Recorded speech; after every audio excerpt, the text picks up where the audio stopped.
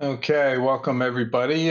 We'll call this meeting to order. This is the Town of Andover Board of Finance meeting for Wednesday, November 20th, 2024.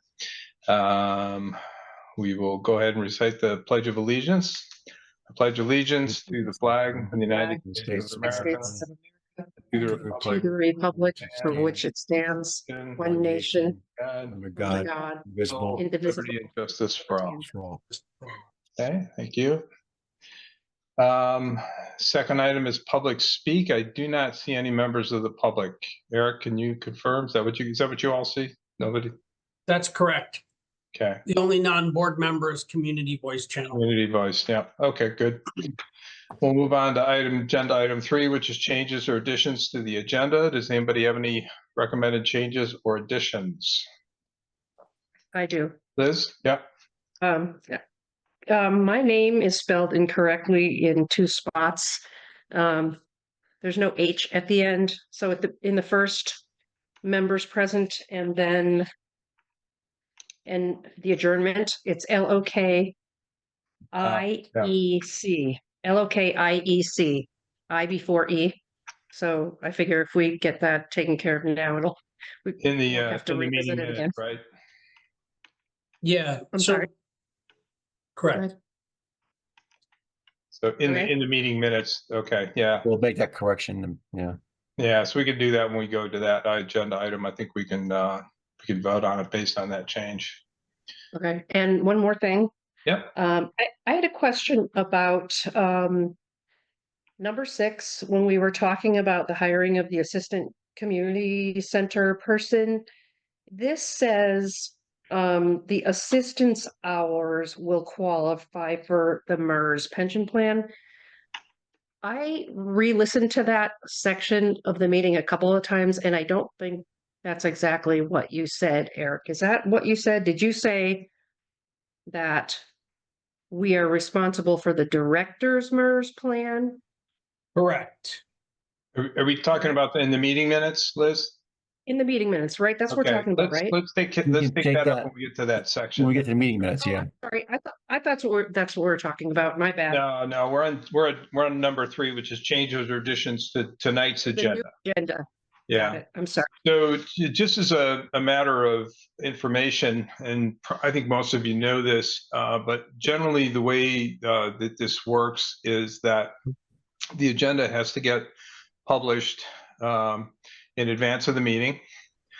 And during regular meetings, we can, regularly scheduled meetings, we can make changes or additions to the agenda by voting on them as a board. Somebody can make a motion and say, I'd like to add agenda item 6, new business, item H, put in new playground equipment or what, whatever it happens to be. So we can make those changes then during our new business or during our regular meetings. For special meetings, which we may call from time to time that are not regularly scheduled, we generally cannot make changes to the agenda. We can only discuss what's been published in the agenda, which I think has to happen. Is it 24 or 48 hours in advance? 24. So, yeah. So that's just a general information. I know Liz, you're new, and Kimberly's fairly new. I don't know if that's ever come up before. So we'll generally have an item on our agenda to address any additions or changes to the agenda that anybody might request. So right, I jumped ahead.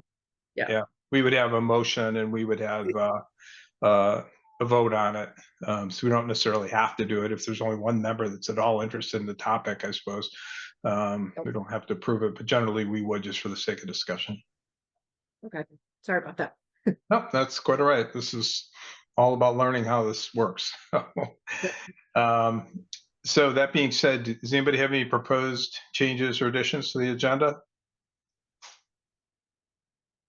Okay, hearing none, now we'll move on to the approval of the meeting minutes. So Liz has pointed out a couple of things. One is her name is spelled wrong, which we do need to get right. And it's LOKIEC. Yeah. It's in your email correctly, right? So yes, it is. Yeah, initially I think I saw them. I just seen something different. And then you're saying that item 6, C. Yeah, I think that's misstated. I think I'll let Eric speak to that.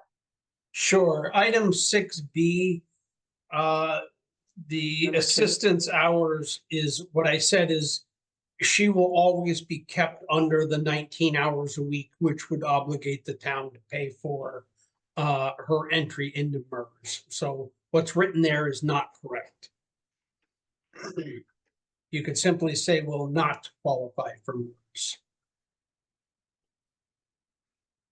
No, but in your statement, you had said the director, although she's not taking the medical benefits, she will qualify for the MERS plan. Correct. Okay. what item is it? I'm sorry. 6B, It's 6B. Oh, B is 6B. in boy. Okay. Bravo. 6B. Yeah. Hiring new, And okay, hiring assistant. I think the confusion was the assistant versus the director. Yes. Okay. So do we think this needs to get corrected or no?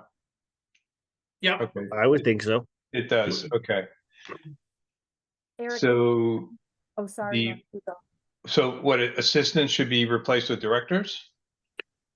I think the line that it should be changed to is that the assistant will not qualify for Right. MERS.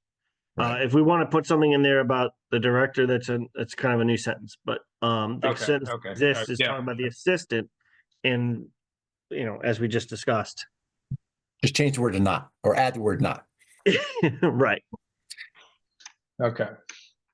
And I was just gonna add or ask Mark, Eric, can you remind us, what is the number of hours they have to work? I think is it 20 hours for MERS? So yes, anybody that works 20 or more hours Mhm. has to contribute, and the town has to contribute into a retirement account for them. Mhm. And so you were stating that this person would always work below 20. I know Correct. in our last meeting, we had said we'd talk over the phone too, because I had a couple questions about this, so we had Sure. had that telephone call. Yeah, thank you. Just a Okay. clarification. Anybody see any other concerns with the agenda or the minutes? Sorry. Mhm. Okay, so we can Good. do a couple of things. We can just table this until the next meeting and have it corrected and added to our next agenda, or we can vote to approve it with the changes that were identified by Liz. I make the motion that we approve it with the changes that's identified by Liz, Okay, so that would correct her name her spelling. name, and add the word not to the assistant. So assistant Director. hours will not qualify for MERS pension plan, should be how it reads in Right. items 6B2. I I'll second second that. Okay, Louise seconds. Do we have any Sorry further about- discussion? Okay, hearing none, we'll call for a vote. All those in favor say aye. I Aye. Aye. Any opposed? Any abstentions? Okay, hearing none. Very good. We'll move on. So the next item is 5A, old business review budget to actual.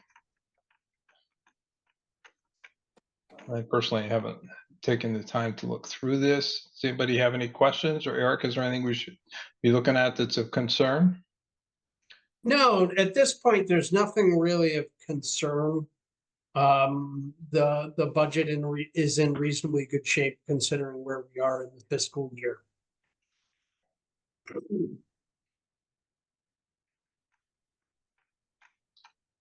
Okay, any questions from the board members?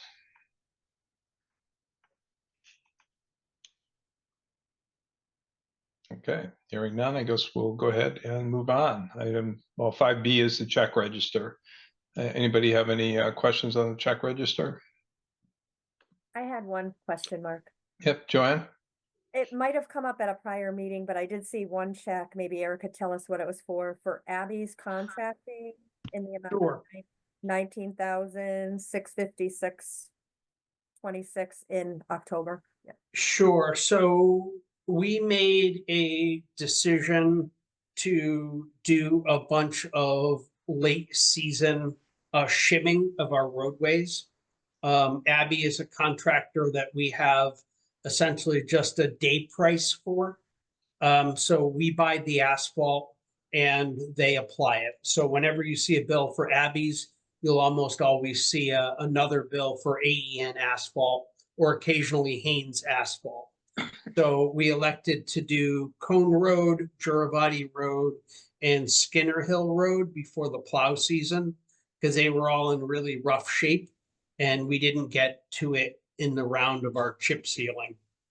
Because those are on our priority chip seal list for next year. We basically just jumped the gun to fill in the really bad wheel ruts now. So we make it safe for plow season and then we'll fine tune it in spring before we chip seal those roads.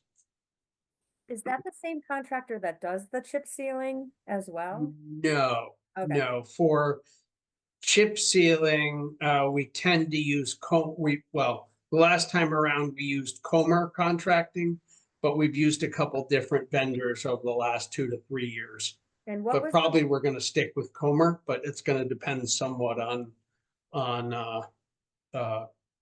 pricing. just because I had mentioned at prior meetings, the Wheeling Road compared to the Bear Swamp, I think it looks so much better, when we had said, is that the second contractor, right, Comer? So there are pluses and minuses to it. Mm. And I personally agree with you that I like the job done on Wheeling better. Mhm. But if you look carefully on that road, when they chip sealed, they had a much bigger overlap between the course when they chip sealed in one direction for the other direction. So that will make it harder to plow that road smoothly and get all the snow off the road. So there are some things Gorman did better, and there are some things Comer did better. However, the public was so pissed off about Gorman and the amount of dust. I don't think the town is likely to consider Gorman too much. However, Gorman was just bought out by Allstate, so it's anybody's guess what that company is going to be going forward anyway. I think it was more of a health hazard, Eric. That dust, I mean, I breathed it for weeks on end. And it did damage to my car too, to tell you the truth, but that's a whole nother story. I'm glad we're switched to this new, Mm. smaller black chip. Just looks so good. It's what I remember this process looking like in other towns too. And, the variety of roads that, I won't go on and on, but I just wanted to remember the name of it. So it's Comer. And I agree with you. I like this chip seal much better. The But visual. not everybody does. Right. The roads Gorman did ultimately do come out smoother than what Comer does, Mhm. but there's a lot more hassle getting it. So Okay. good and bad. You, yeah, no, I just wanted to know the name of that. Thanks. Yep. Can I ask a couple questions? Go for it. What is the CRM company for? I looked it up. They're like a rubber crumb kind of company that does playgrounds or something. I'll be honest with you. I can't tell you off the top of my head. I can certainly get back to you. Okay. And because I don't know anything, I'm going to Sure. ask something that maybe everybody else knows. Why the payments to neighboring towns like South Windsor?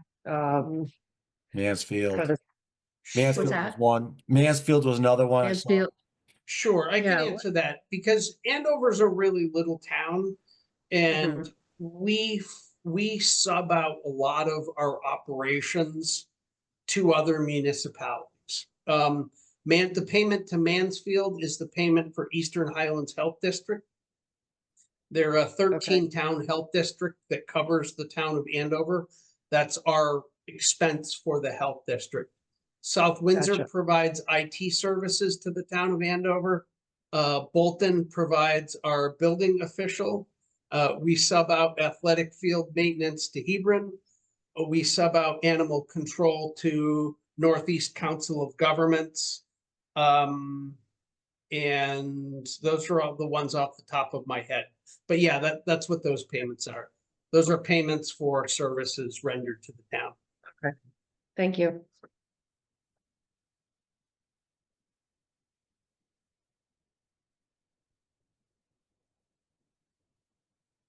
Actually, now that I think about it, pretty sure CRM is the company that picks up our tires. I was trying to think about it. The reason the amount doesn't make sense to me is I know how many tires we collected, but we also, there was somebody dumped a lot of waste tires at the Andover Sportsman's Club. So we used the town contract the last time we had tires hauled, and we hauled theirs also. And then just charged the Sportsman's Club because they have no real way to get rid of 100 some odd tires dumped on their property, but the town does.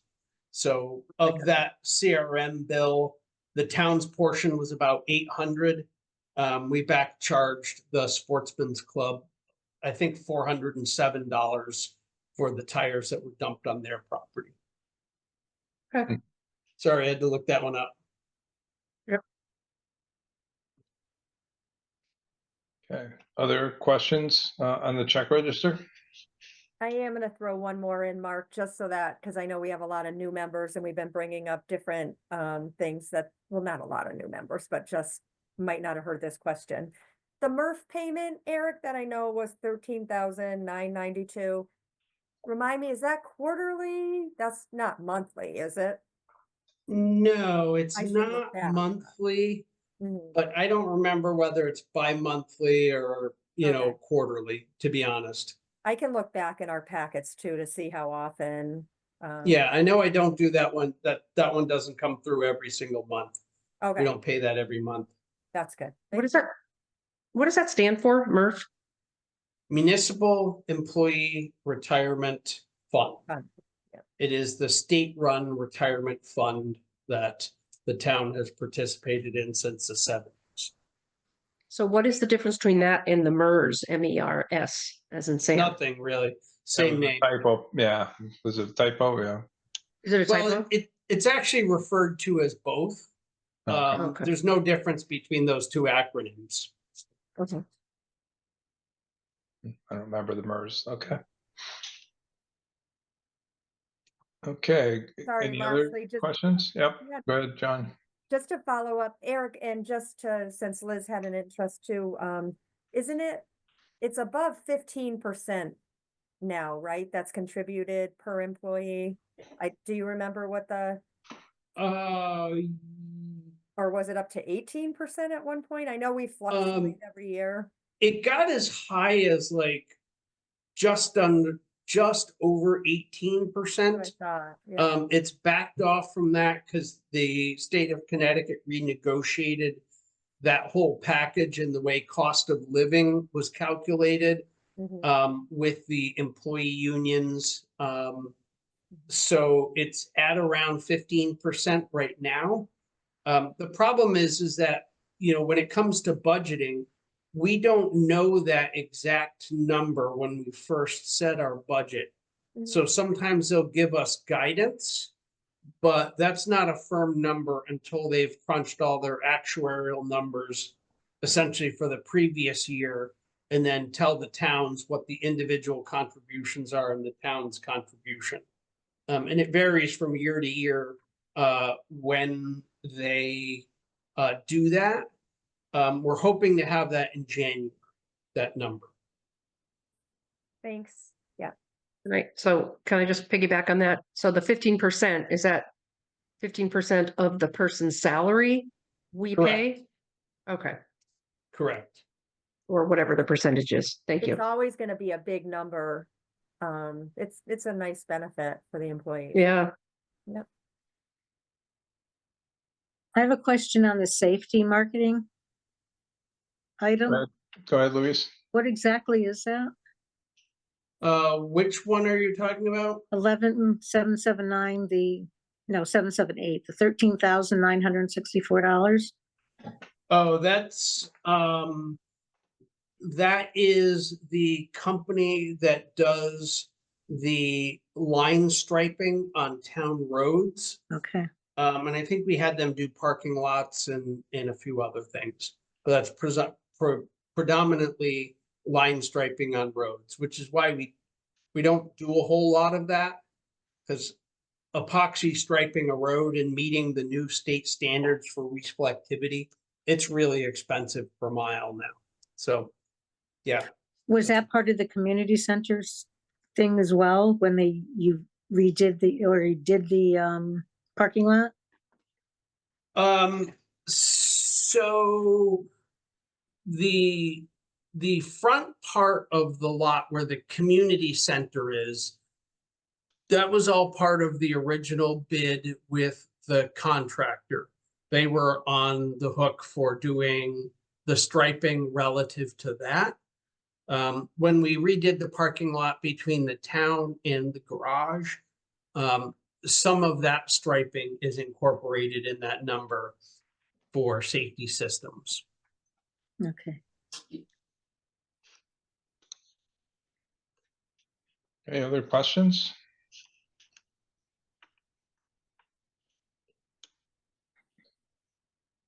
Okay, hearing none, I guess we can go on to our next agenda item, which is 6C. I'm sorry, 6B. Sorry, 6A. We were just moving. Not the only one I want to move this Moving along way ahead. this. AES Capital Fund. So I'm not sure what the topic is here, Eric. Just to discuss fund. It I came up- mean, So questions from the Board of Ed, but I was gonna say, can I put, if Eric we can listen to Eric first, and then I had a couple things to add, because I know I had mentioned in the last meeting that there was a few emails back and forth just to get it all straight and make sure it was created. Is that what you think it is too, Eric?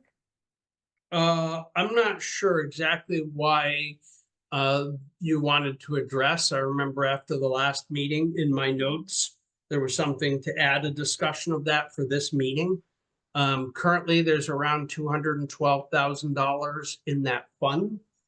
So one of the things that seems to be confusing the Board of Ed is that in the past, when we established a fund, we also established a standalone bank account for that fund. We have stopped doing that, and we have started using pooled cash. The difference being, if there's a standalone bank account, the interest accrues to that particular fund. And if you're using pooled cash, the interest essentially accrues to the town. And if you notice, like in our budget this year, we account for roughly $140,000 in interest income in our income line coming into the town, because we're assuming that goes to the town directly, not to the individual funds.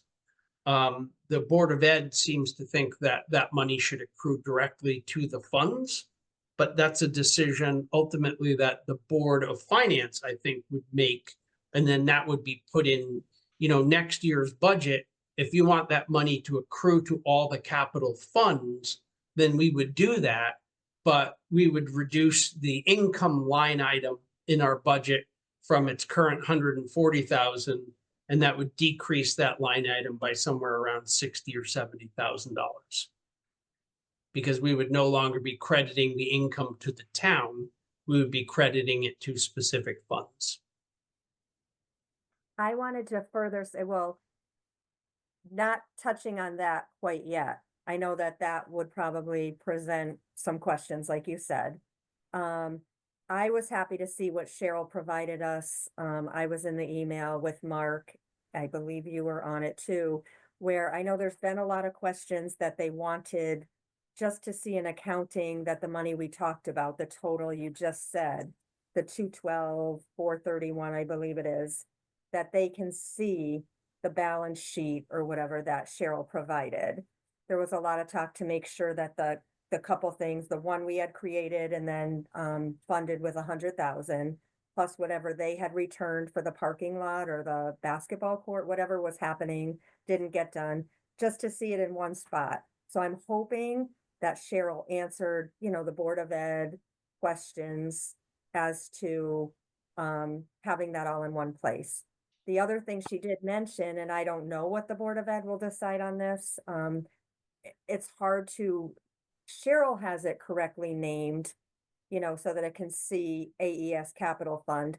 But Cheryl did say that maybe a bank statement didn't, a question came from a Board of Ed member that I happened to be copied on, that it wasn't spelled out exactly with that name. And Cheryl provided feedback that it's hard to change a bank account name once it's established. But the backup and everything that goes with it and the funding all matches up to what the town records have. Again, that's deeper than I go, but I thought by reading Cheryl's email, she gave a lot of good feedback to them. So I hope that they're happy with that. That's my 2 cents to add to it. Yeah, I think Joanne kind of summed it up. There was some confusion because the bank account was named, AES Capital Expansion, Fund, and they were yeah. wondering about the other one. And Yeah. yeah, so Cheryl cleared up that the name was difficult to, change, but that the account line items would accrue appropriately. And they have asked also about a STIF fund, a separate STIF fund. And I think that their main concern would be that any interest income coming from the AES funds would roll back into those funds, which sounds like what you're saying, Eric, that the Board of Selectmen thinks should happen with all the funds. No, I'm not. I'm saying Cheryl and I were discussing that. If the way it works now is if there is a standalone bank account, a checking account assigned to a particular fund, whatever money is in that checking account, the interest in that account automatically accrues to that account. But for most funds and for most things, the money is essentially held in pooled cash. So Right. the money is still sitting in one big pot, most of which is in the STIF account. But essentially there's a credit, for lack of a better term, to particular. So that money, although it's sitting in the bank, it is spoken for by that fund. So it's not like you could spend it from something else without deliberately making a motion to take something out of a fund. But there's not an individual bank account for that, frankly, because it was getting out of control. I mean, we still have 26 bank accounts with 26 checking accounts with M&T, and every single one of those we're paying fees on, and we're having to reconcile every month. So as we move forward, we're eliminating those for most things and going to pooled cash. Now, there are some things where we probably can't do that. And an example of that would be the Norton funds, because of the charter under which that money was given to the town when Chester Norton kicked off in the 1940s. We're still, operating under that. So, but for most things, that's how we've been doing it. If the board thinks it's appropriate to have that money, the interest automatically roll into the fund, that's okay. That's certainly your decision as a board. But in some ways, it's a zero-sum game because that's revenue the town's not getting. So, we would just reduce the amount that we would fund that fund at to account for the interest going into it if you wanted to go that route. It's really kind of what you guys as a board, or you all as a board, want to do. Well, the Norton Fund, Eric, they can only spend the interest, right? They can never spend the principal. Correct. Yeah, that's probably why it was left that way. And then all of the STIF accounts, they are set up so that all the interest is accrued to the individual accounts, right? The individual. There's one STIF account. I realize there's one STIF account, but I thought it had a way of doing accounting that said, I'm making stuff up, road fund account. I'm just making stuff up. Interest earned, and it would stay within that specific.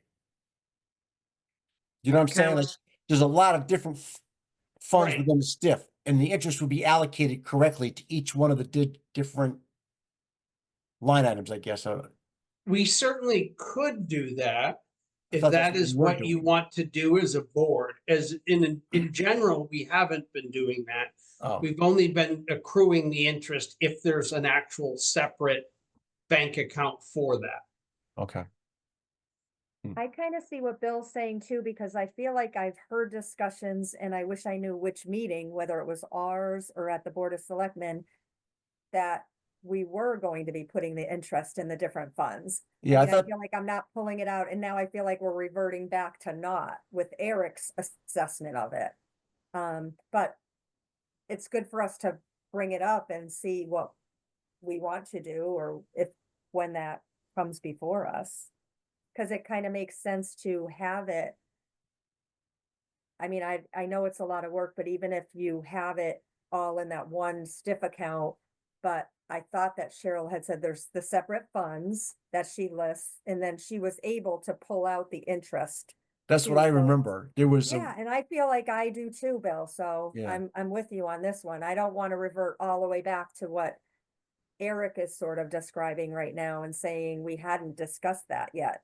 I thought that it had the backing of, and I will go through my emails. We don't have to prolong all of this now, but I mean, this has been a question that's kind of been going forward.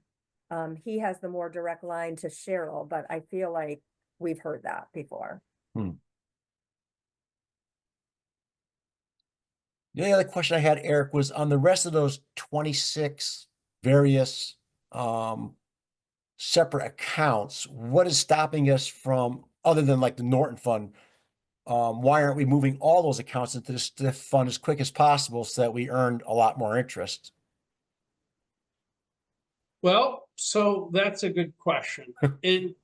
And a lot of them we have moved in. It just with M&T, it's kind of an act of Congress to actually close an account. And the reason why we haven't been stressing over that is I think we probably are gonna quit M&T completely. We're just gonna do it in phases. Mainly because I want to make sure if we switch banks, and we're considering a switch to Webster Bank, that we end up in a better situation, not a worse situation. Mhm. So what we're talking about doing is changing essentially 3 things over now and just waiting 6 months and see how it goes. And if it works well, when the treasurer's back in Connecticut again, we'll switch all the accounts Gotcha. over. Thank you.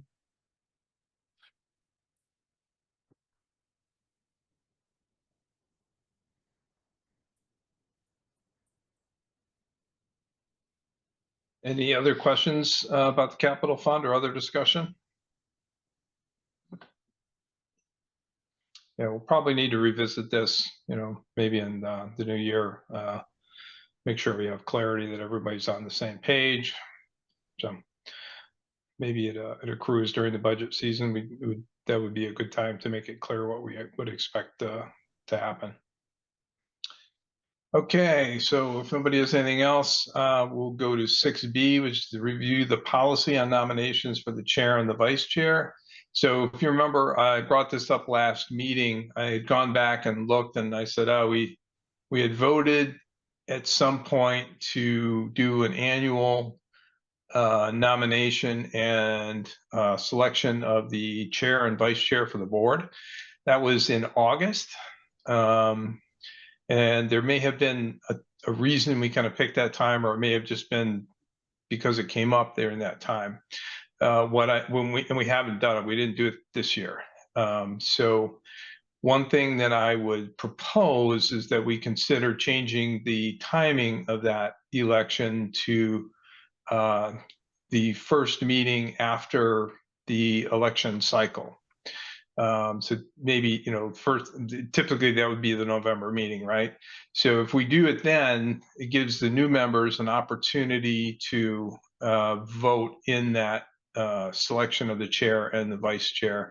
And if for some reason the membership changes during the election cycle, then that also would take that into account, so we wouldn't have to scramble and make that change anyway. So both are strong possibilities, and we certainly want to make sure that the new members have an opportunity, I think, to vote for the chair and the vice chair. So I think that it would be in order, if you guys are in agreement with that concept, or we can certainly discuss it, but I think it would be in order for us to make a motion to change the board's policy to nominate and vote on the chair and vice chair either annually or biannually in the November timeframe, November meeting, or soon thereof if we don't meet in November, because sometimes we haven't.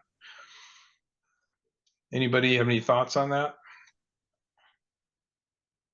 It makes sense to me. One thing I'd mention is I think a bunch of terms are up next year. So if we did biannual, we'd be kind of missing that. So, either we set it up such that we have a vote now and then we say, okay, we'll do one more next year and then go to biannual, or we just stick with annual. Because otherwise you'd have a bunch of, like you said, people coming in who then didn't have an opportunity to vote for chair, vice chair. Yeah, I mean, that's a good point, Rob. And my thinking would be probably just keep it annually. I mean, we've had enough turnover through people resigning, or in addition to just the the election cycle. So it probably makes sense to do it annually. It just keeps it clean, and we don't have to remember to do it in the same off cycle that we would otherwise. Yeah. And I personally am in complete agreement that the meeting after the election is the appropriate time to do it. I don't know. We must have picked August because we were thinking it came up and it was that's the time we were dealing with it. And It was it's a after quiet the fiscal time. year it It's a ended. quiet, we just gotten through the budget cycle and it's an easy time to do it. But now that you mention it, makes a lot more sense to do right after the election. Yeah. Be right back. Anybody other thoughts?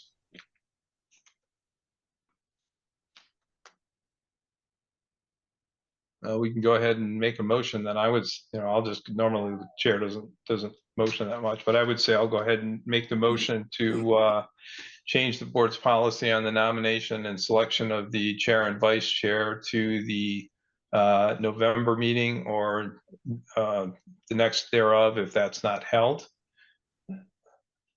and have that selection annually. I'll second that. A second, at least. Makes complete sense. Yeah. Further questions? Okay, I guess we'll go ahead and take a vote. All those in favor say aye. Aye. Aye. Right. Any opposed? Any abstentions? Okay, very good. We'll move on. The next one is to nominate and vote on the chair and vice chair. So here we are. I'll just say a couple things prefatory to this, that this is just more for the new members like Liz who haven't really been through this cycle before. The chair and the vice chair, the main job is to run the meetings. We want, you want the meetings to be run fairly effectively. You need them to be run legally so that the town is protected and the public, of course, gets their say, and that things are done above board and transparently. There is a little bit of work or knowledge or skill, I guess, in that sense, that you have to be a little careful. But it's not rocket science. I mean, you guys have all seen this before. We do it every month, right? So it's pretty straightforward. There is some additional communication and activity that happens. Joanne and I get copied on emails from the Board of Education if they have questions. There's been a few, as Joanne indicated, from the Board of Ed to the treasurer or to the town manager or to us, and you'd also may represent the Board of Finance in various, discussions, et cetera, that happen unofficially it's not off the record, but they're not a true board meeting. They're just, maybe it's discussions about the accounts or, what are we going to talk about? You also, Eric will typically reach out to us and say, here's the packet draft, do you have anything to add or change? We're going to publish it, on Monday. So get any changes to us, and typically there aren't many, but we do sometimes have some changes. That being said, there's no differential between the chair and the vice chair and any other member of the board in terms of those prerogatives. So, if Bill were to contact the board or contact Eric or Kate and say, hey, I'd like to add an agenda item to the next meeting to discuss, the town road fund, then, certainly that is within your prerogative also. There's nothing to prohibit that from happening. I mean, typically it would go through the chair, but it doesn't necessarily have to. And obviously within voting, the chair has no more say than anybody else, and the vice chair has no more say than anybody else. You are trying to direct the meetings efficiently. You're trying to do them fairly. You're trying to keep everybody on topic as much as possible, including the public, which is sometimes where things can go a little off. Not typically. I mean, we generally have pretty good understanding, and people are pretty concise and to the point when they do have their comments. But it is important to keep that in mind. Yeah, I guess that's really all I have to say. The last thing I'll add is that I am completely happy to hand this over to somebody else if somebody wants to take the reins for the following year. It is a little extra work, but it's not huge. My job does keep me pretty busy along with some other things. So, again, it's not a ton, but it is something that I try to make sure that I'm at all the meetings that I can be, and I'm paying attention and interacting and answering questions where we can. So there's a little more work to it, but it's not a whole lot. Joanne, you got anything to comment on that? No, I think you summed it up great, Mark.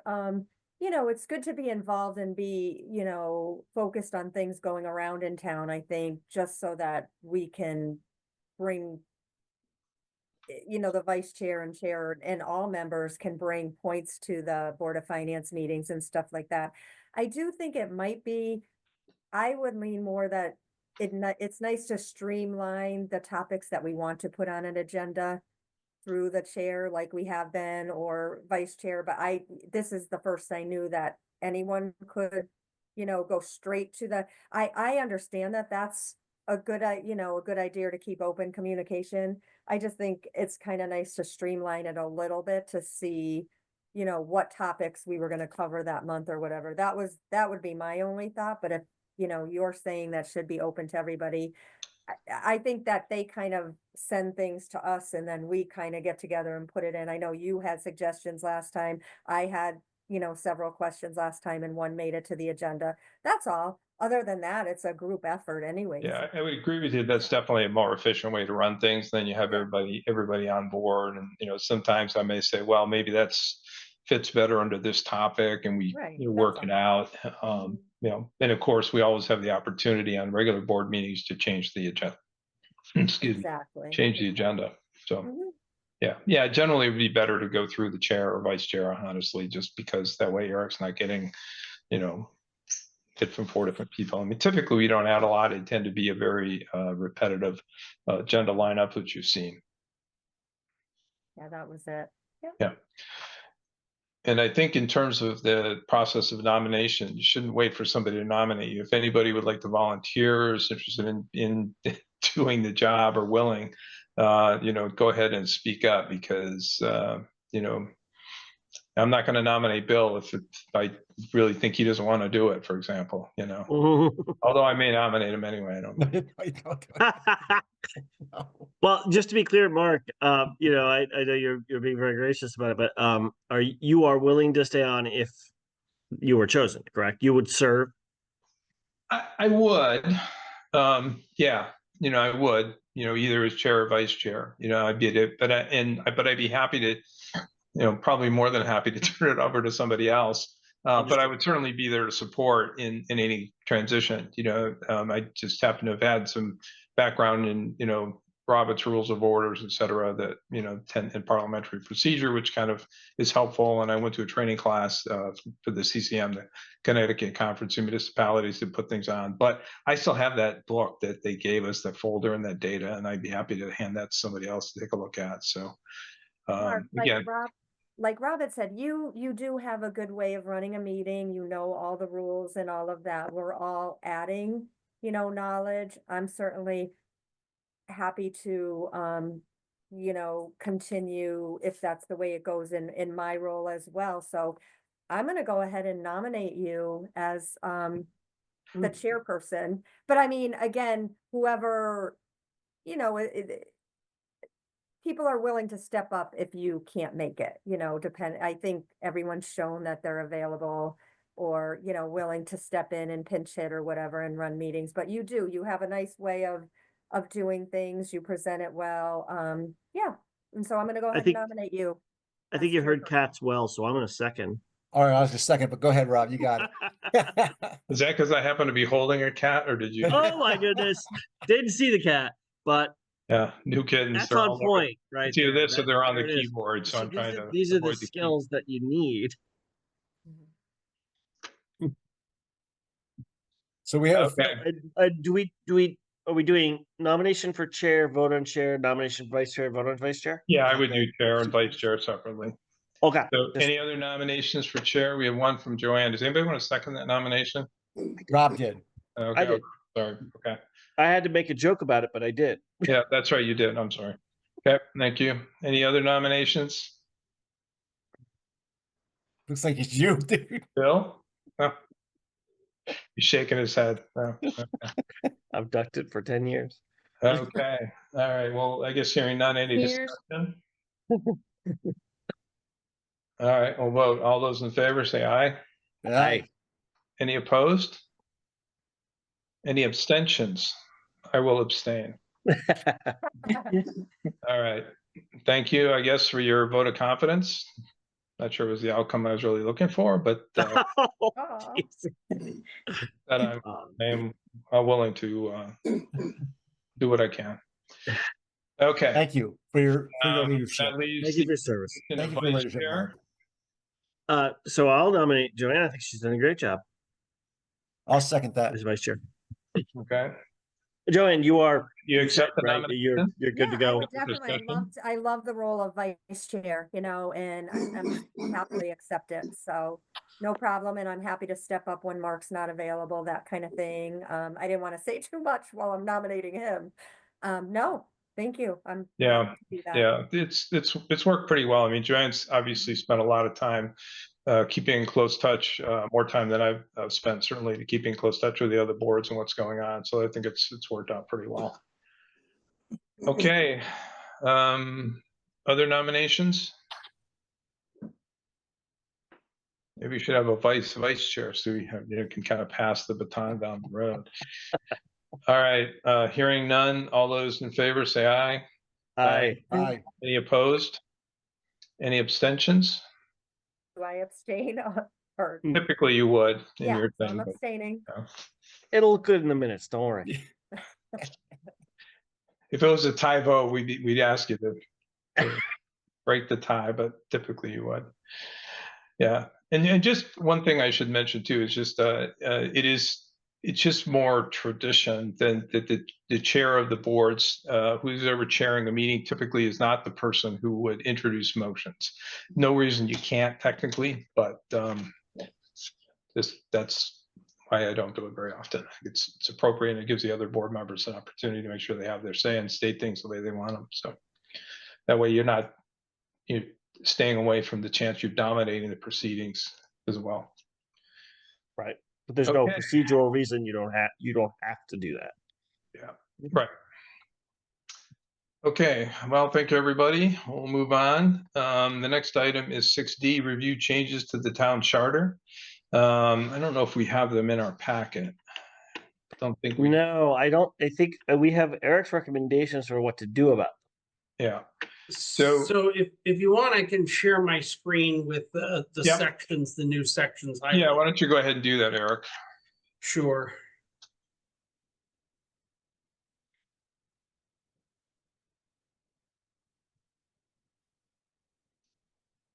Okay, hopefully you're seeing something with blue and red that starts with Yes. Chapter 8, Finance and Taxation. Eric, can you make that full screen or? I Really, you can do it? make it bigger. Okay. Yeah, that's Is fine. that can't better? Can Yep. you? Yeah. Okay. Thank you. Okay. So the one caution I have is because not every line, everything passed in the budget, the town's attorney and the town clerk are still working through a little bit of a disagreement about what the final language is in the charter based on the things that pass and the things that didn't pass. But what I'm gonna pull out is the things that I know should be included. And the first is a requirement that, and one other thing, the majority of the charter changes don't go into effect till next July. But the things that relate to the budget explicitly go into effect as soon as they are voted on. So these changes are already the law of the land in the charter. Of course, as soon as the two of them agree on what that law of the land is. So the things that are going to affect us is that we should, it says the Board of Finance shall confer with the other two boards and lay out your goals and objectives for the upcoming budget. And one of the things that's happened in a lot of prior years, but that the Board of Finance has gotten away from the last, let's say, 4 to 5 years, is you can select or suggest targets for expenditures for each of the budgets. In fact, the Board of Finance in the past has given the Board of Ed a target, as well as given the the general government a target for what percentage increase or flatline or whatever that they would like. It doesn't mean the budget you're going to get back will actually conform to that, but it's guidance from you to both of those entities on what your expectations are. So that's the first thing. The second thing, it backs up the date at which each department head, each board or commission chair, everybody responsible for a section of the budget has to give that information into myself and the treasurer's office so it can be collated into the whole budget. And when we look at the next item, which is the budget process timeline, I took all the new dates that are in here as well as the new procedures and translated them into a timeline that I think is correct. But I'm happy to, you as a board can modify that any way you want at the end of the year. So the other thing that's different, it gives the Board of Ed a budget submission deadline of February 15th to present to you their budget. And it gives me a deadline of 120 days prior to July 1st or June 30th, actually, to present a budget to both the Board of Selectmen and Board of Finance. Now, what this envisions is a series of budget review meetings in March. I think I can get a budget into your hands and into the Board of Selectmen's hands much earlier than that, because this is actually, normally by February 1st at the latest, I've given the Board of Selectmen essentially my completed budget. So they have a period to review. But since now the review period is going to be before both boards, and ultimately I think the Board of Finance should be the one setting the dates and times for that and just have both boards present so both boards can ask questions. At the end of the day, the Board of Finance is the one that's responsible for the budgets. And then here's the revised duties of the Board of Finance. And this gives you the dates when you have to hold the public hearing based on the end of the fiscal year and outlines when the annual town budget and referendum will be. So does anybody have any questions on that? So first thing, I just want to ask, when will this be finished being reviewed? Do you know, by the attorney? And when will we get a full copy of the amended, updated? I don't have an answer for you. I kind of hoped that we would have it already. Because I'm basing, my proposal for a timeline on what I think the final language is going to be. But I know all of this portion of it were things that got accepted or fell under the questions that were approved. So I'm pretty sure this is the language that will go into effect.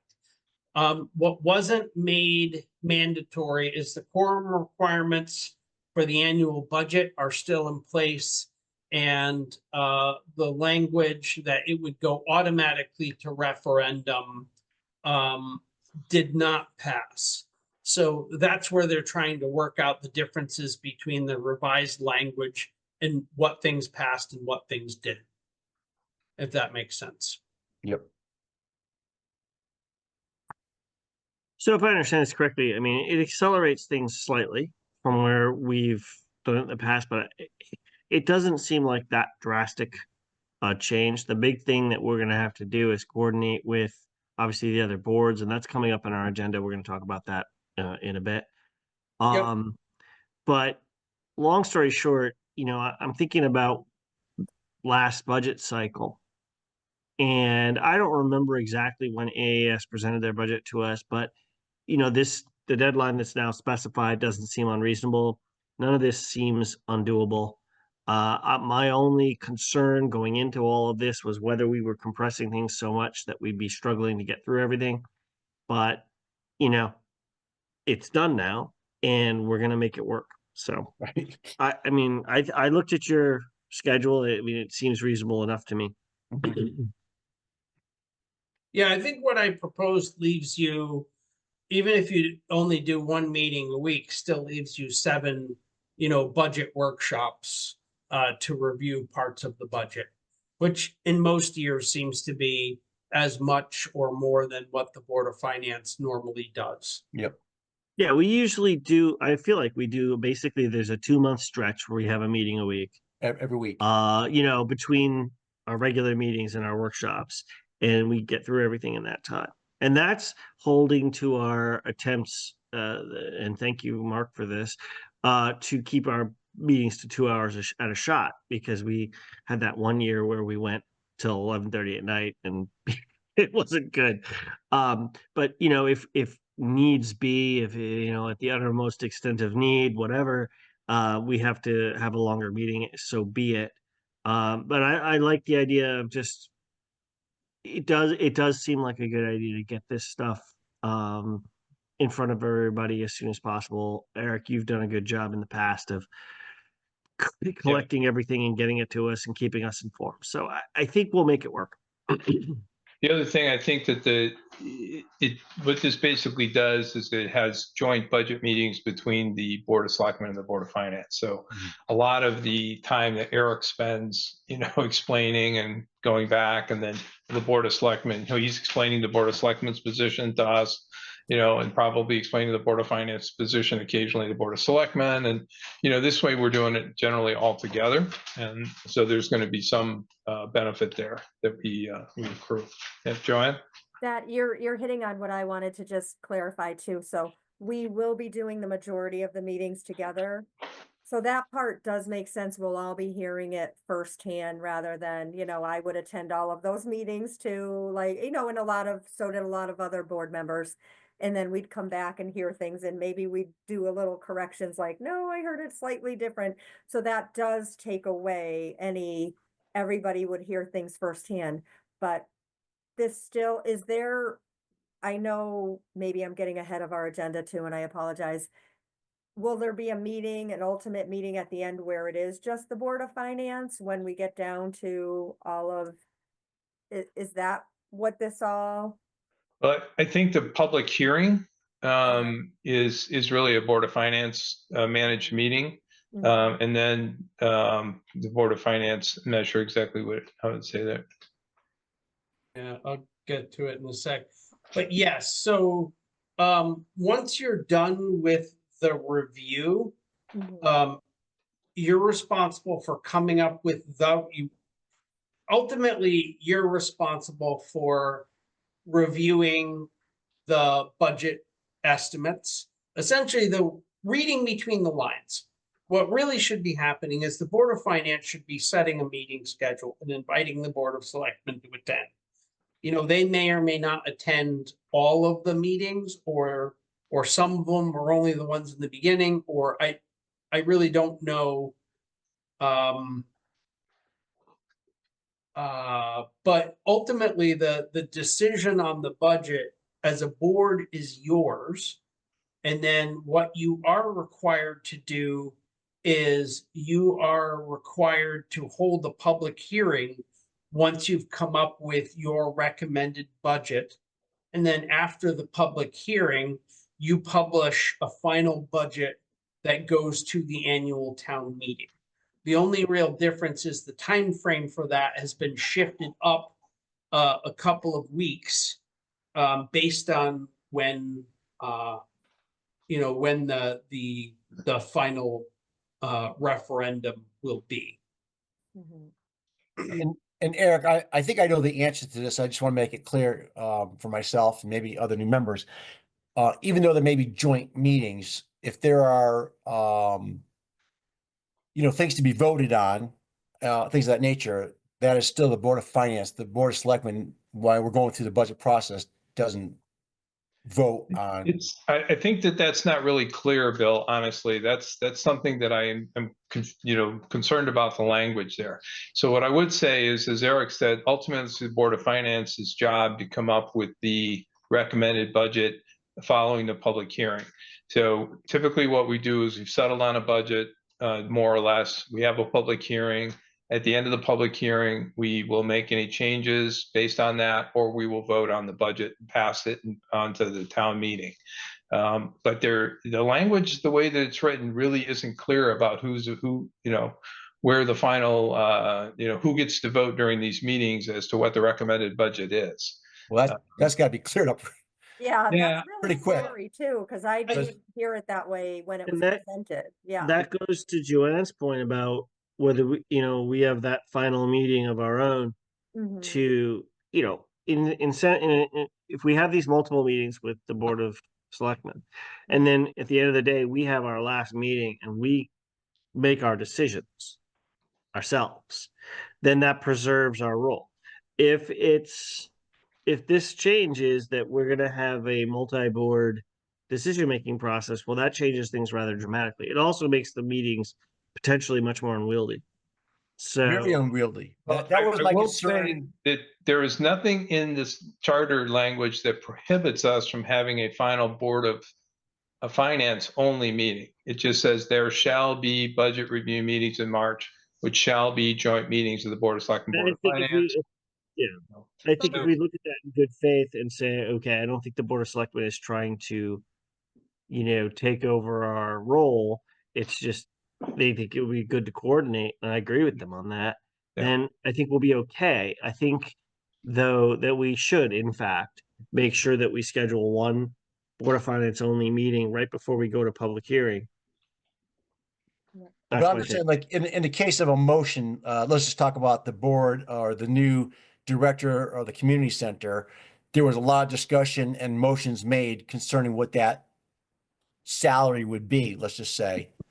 And again, that in my mind is the Board of Finance. It's not the Board of Selectmen or a joint board.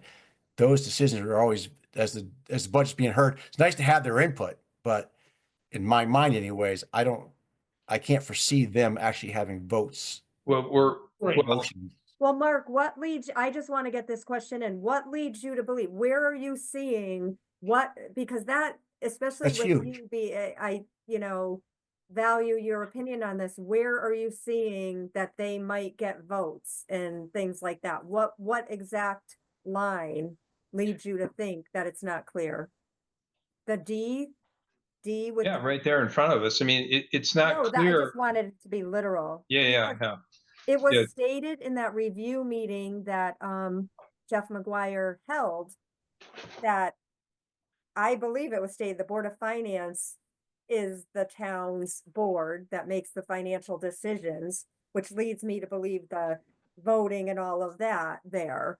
Not, we listen to the review, we'll get together, but I'm hearing it on a whole different level now than all the meetings that I Yeah, thought well, were explained. I think it's a little confusing, right? So one thing to think about is what's happened in the past. And typically, and I don't attend the Board of Finance, or I'm sorry, the Board of Selectmen's budget review meetings typically. Mhm. I know Eric puts together a proposed budget, then he works it out with them, they make changes, right? So, and then what we get is a pretty much a final product, right? And then we can make changes following our discussion. So I don't think anybody's trying to usurp any power. It's just not clear at these joint meetings who has voting rights. I think it is clear that the Board of Finance is the jurisdictional authority in terms of producing the budget for the town, hearing the public hearing, and for the recommended budget for the town meeting. I think that that's pretty clear. It's just that there's a lot of gray in the way that this is written. Okay. I don't think it's a problem. I don't think it's a major problem, or I'd raise my hand long ago, but I just think it's just something we're gonna have to work out. But I think it's Can I ask good a that question? we have this forum right now to say that Bill has said it, I've said it, Rob has said it, Somebody's got to answer the question. that, we are hoping that it is as it has been in the past, and that's the way it was presented at any kind of meeting that I went to, that Mhm. these would be joint meetings where the budget's gonna be discussed. And like you said, if it is gray areas, then it should be cleared up, like Bill It needs said. to be I clear. think just the real question just ends up being that the Board of Finance is gonna have to have the final decision on the recommended budget. I don't think anybody's gonna dispute that. I mean, it basically states that as a rule, or as the, duty of the Board of Finance. It says it really an E there, right? So I'm not sure what that whole section would end up reading.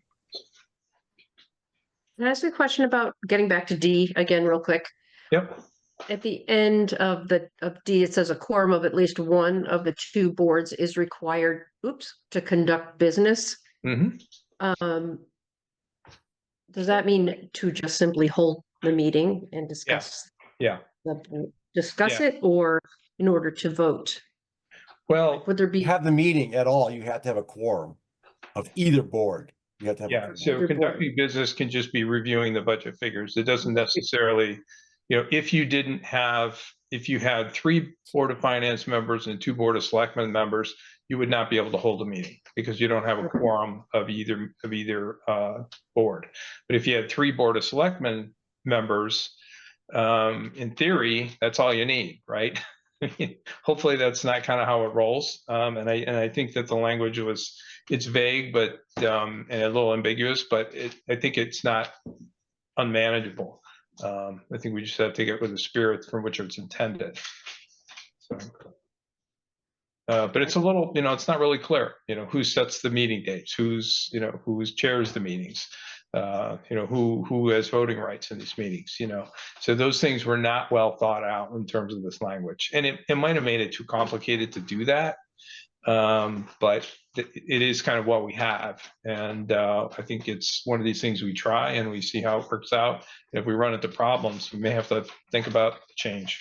So, But Mark, I think what everybody's voicing is that we want the language clarified before we start the process. can't do that. We just had an election, and this is the language. Unless you're talking about like a legal opinion as to what it means. I would like a legal opinion, yeah, I guess. Of what Yeah, it I mean, means. intent, it- yeah. Absolutely. Yeah, I mean, I kind of see what Mark's saying though. I mean, we just had an election on this. But you I can't think go we- into this with gray unanswered questions. We have to know the I role when agree. we go into these meetings. uh, People have to know what their role is. I mean, I'm inclined toward that. At the same time, I'm inclined to also say that we can muddle through and see how it goes, and the issues will become, how do I say it, clarified, I guess, as we go through this, and it'll highlight them, and we may have to go from there. Well, this may be something we can clear up in that tri-board meeting, propose, Yeah. like, hey, this is how we see this going forward. We have joint meetings that are informational, people put in their input, and then we, ultimately the Board of Finance will hold a final meeting, vote on the end result, and then that'll be what goes to public hearing and then ultimately to the town meeting. I see that too, Mark, and I appreciate that, and hopefully it all flows together nicely. Eric had said something at the beginning that most of the changes to the charter won't take place until next July, which is after our budget season. What makes it, where is it stated? Because another point that was brought up to me, was that we are rushing to enact this now. I know it got voted and the charter got changed and everything. But, so I'm curious what makes the budget questions have to happen now, but all, what makes the two things? I think it's because of what the charter says. Oh, Right, I never read the was- full-blown charter. Oh, it said that the budget will go in. Thank you. That's all. Well, yeah, it That's an was- easy answer. right, it was But I mean, it was spelled out in the charter review process Okay. that at most things would go into effect July. However, the things that related to the budget would go into effect immediately upon adoption. Thank you. That's an So- easy answer, and I don't mind asking the question because I wanted to know, and I didn't read that line, so, Sure. yeah. That's a good question. Mhm. Other comments? Louise, did you have something?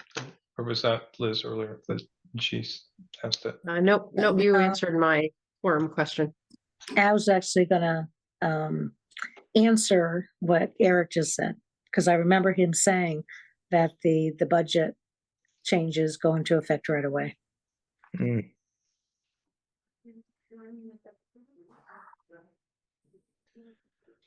Any further comments or questions or anything else, Eric, we need to review here in terms of this? No, I was gonna say if you wanted, can you see the suggested schedule? That's kind of the next item up, Yep. and one Yeah. flows into the next. Yeah, I had looked at this. Yep. It didn't seem, it seems like a decent sketch. Obviously October 15th, things going into effect immediately. Obviously, we've missed. We're already past that, so Right. we're gonna try to have our meeting as soon as possible instead. But other than that, this all seems quite reasonable to me. Claire. February 15th, that gives us a couple of weeks to get to March. Yeah, I mean, this works. I mean, we're gonna fit our budget workshops in between these other dates. And to be honest, the funny thing is this doesn't crunch me anymore. In fact, I produce my initial budget roughly the same time under this schedule. The only thing we're really doing is we're just eliminating 5 weeks or 6 weeks of the Board of Selectmen meeting and discussing the budget before it goes to the Board of Finance. Yeah, those two We're just- project paths are now combined into one. Correct. So they overlap in a sense, yeah. Right. And there is some flexibility in the dates for these, like, when we get a little closer, you guys will have to decide. I mean, I gave you a proposed schedule of when you could start budget meetings. You can choose to start later. I suppose you could choose to start a week earlier if you wanted, and I could probably do that if you felt you needed one more week. And then there's some new language that says you got to do the public hearing not less than 85 days before the end of the fiscal year. It used to be 60. So it's back to that, up about 25 days for that. So the last possible day is April 4th. But the problem is that if you do it April 4th, we still have to send out a mailer 5 days before the budget meeting. So then you're pushing the budget meeting towards the end and making it harder to comply with the referendum schedule. So there's some flexibility. If you have specific dates now you wanted to identify things, I would change it and send it back out with that. Or you can kind of adopt something, but just leave that range there for now. And when it gets a little closer, select the exact dates that you want. Eric, I have a question on the budget hearing date. Like you said there's new language that says it has to happen not less than 85 days. Did Correct. we change that? Are you saying because I was going to, when I looked at your timeline, I seem to remember whatever the dates led up to, and we had the budget hearing. The budget hearing seemed to be very close to the town meeting, correct? Didn't it always kind of, we'd have a budget hearing, and if everything went through and we gave final revisions, I feel like the budget meeting, which is going to take place according to this, April 9th now. Yeah. Yes. So there's correct. that big cushion before we vote on it in May, right? There's that month in between. I just didn't know why we would have done that. What purpose did it add to adding time? Because the 60 days, everything could have been kind of closer together, fresher. Yeah, I feel like I we're was doing not on so the- many things up front, but then we have to do this hearing early because of the new language. And then, when we actually have the meeting, yeah, I wasn't following the thought of why we had to do that, or why we didn't change it to be more friendly to the process. If we were changing the charter so many items. Well, the one thing this would give you, in my mind, by doing it April 9th, and then having the budget hearing no later than April 2nd, then, so the April 2nd to April 9th gives you 7 days to get the mailer out and make sure you can get the mailer out on time, which is because you're required to get it out 5 days ahead of time. That gives you a little bit of leeway, to work with it. Yeah. We've cut it down to exactly 5 days before, or 6 days before, because that's the minimum we can legally do, which is us putting the mailer out the day after you have your public hearing, and putting the announcement out. By doing April 9th for the annual town budget meeting, if the initial, now that it doesn't automatically go to referendum, it can still fail at the town budget meeting. You could theoretically have another budget meeting the next week, and maybe even another budget meeting, town budget meeting the week after. So you might be able to have 2 budget failures and still make the May 6th referendum date. So I think that's why they pushed those deadlines back, but I wasn't on the commission, so I don't know that for sure. Thank you. Yeah, I just didn't understand why it was such a gap, and I wanted things to be more fresh in people's head, being more topical. It just seems like a big gap of time, but they're trying to keep things on schedule in case instead of pushing it the other way, they feel like they'd have some weeks in between to have additional meetings and hopefully get one to pass. All right. Yeah, I could not make sense of that whole timeline at all, with the end part of your timeline. Thanks.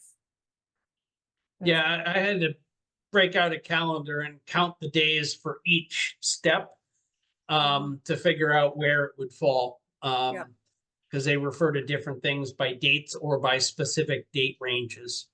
So. Okay. Can I ask a question real quick, Eric? Just Certainly. Guys, let's- Just to clarify, can you go back down a teeny bit in this month of March, April? Can you just clarify for me this send to budget to the town meeting on the 24th or earlier? That's March 24th, correct? Correct. Okay.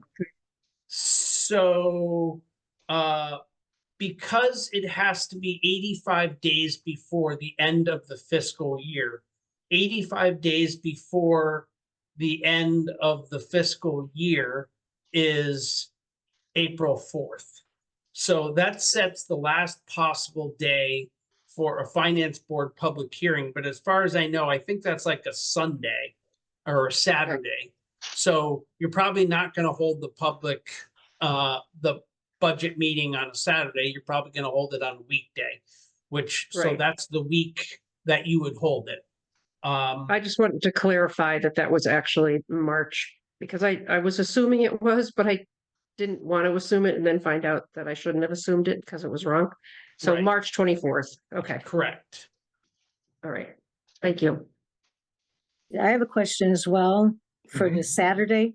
February 15th is a Saturday for the Board of Ed to submit the budget to the Board of Finance. Is that, Right. could it be the 14th or the 15th? It just says they have to do it by the 15th. That's language straight out of the charter. So By the 15th, yeah. okay. midnight on the 15th, probably, yeah. Does You it know, and the 15th is going to fall on different days depending on Yeah. the budget year. So, Okay, thanks. of course, I suppose if they wanted to wait until the Saturday and submit it on the Saturday to you all, they legally could. Mhm. So if you could scroll down a little bit again, all of this seems to, come together. We just kind of meet, well, we don't have to tonight, but it would behoove us, I think, to plan for a tentative date for the town budget meeting and for the public hearing. So Eric, you're saying that we'd have to vote to send the budget to town meeting on the 24th of March or earlier. So the 24th is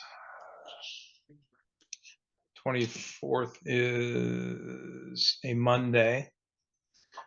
So if we were to hold the town budget meeting on a Tuesday or Wednesday, which is normally what we would do, it'd need to be there the 18th or 19th.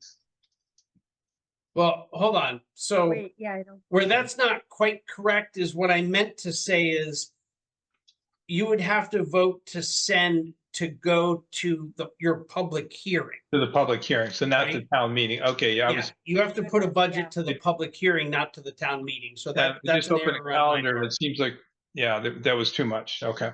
Right. So I'll correct that. That was an error in my So document. then what we were talking about is that we would need to have the town meeting no later than or technically no later than April 4th, or I'm sorry, not the town meeting, the budget hearing no later than April 4th, but April 2nd would give us a couple more days, and that April 2nd is a Wednesday. So it seems like an appropriate day to have schedule the budget hearing. Mhm. So looking at my calendar, I think we scheduled a regular Board of Finance meeting March 26th. Right smack in between those two dates.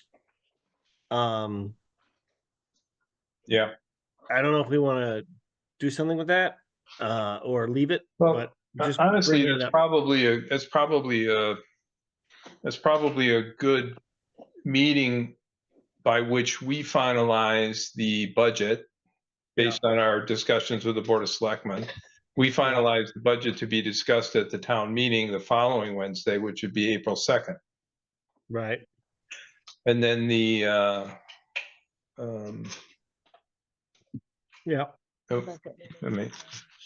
Town meeting or the public hearing?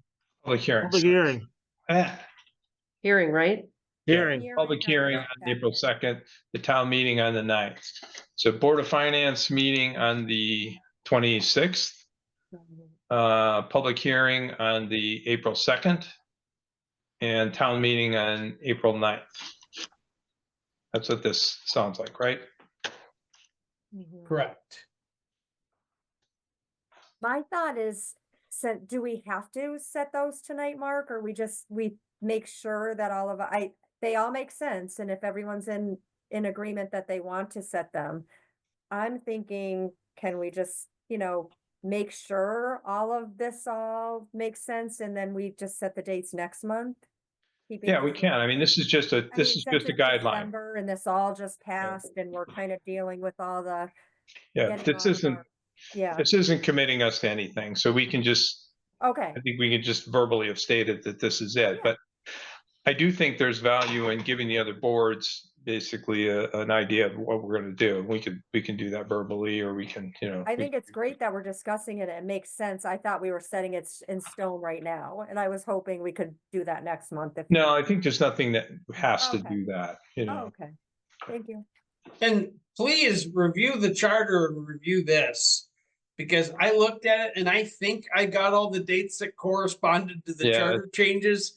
But it's just me. I haven't, and I've sent it to the town's attorney, but I haven't gotten anything back from him. So this is just what I think the charter says. And hey, I could be wrong. I'm not a, Yeah, I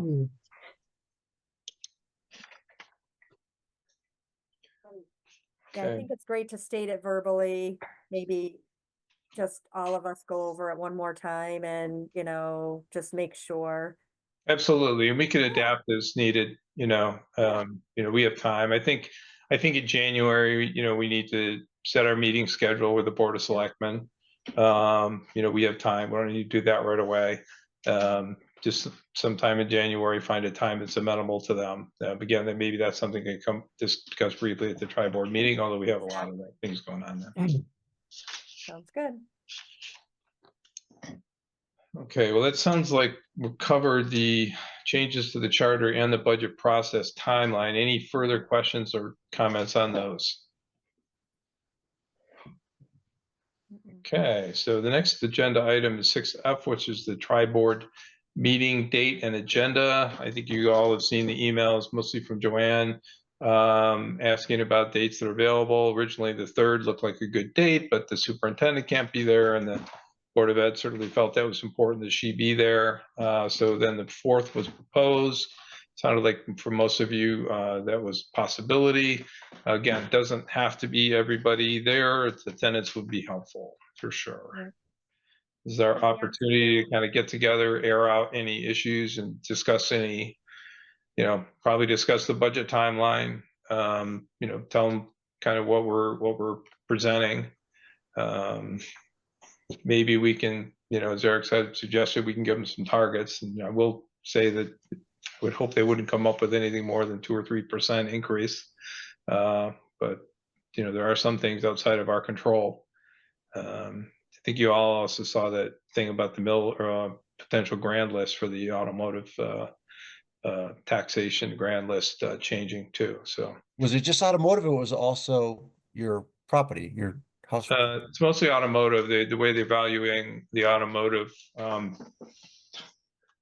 thought it was included house, but not property. All right. Okay. no. I So think there's trailers, RVs were discussed, how they, but mostly it's how they value the, they're going to depreciate the auto value from the retail value over time, basically, with some residual value after, I don't know, 17 years. Instead of blue book value or 8AA value or Yeah, whatever. exactly. No more of Yeah. that. Yeah. Yep. right. Didn't And the they also bottom line talk- is none of the towns really know how it's gonna be. Because when they did this, they never really did a study which said on average, how much does it affect the rates? So the assessors all think it's going to decrease the grand list, but nobody knows how much. And we also don't know, there's a couple other things. One, they took trailers essentially off the grand list. So we're definitely gonna lose some revenue for that.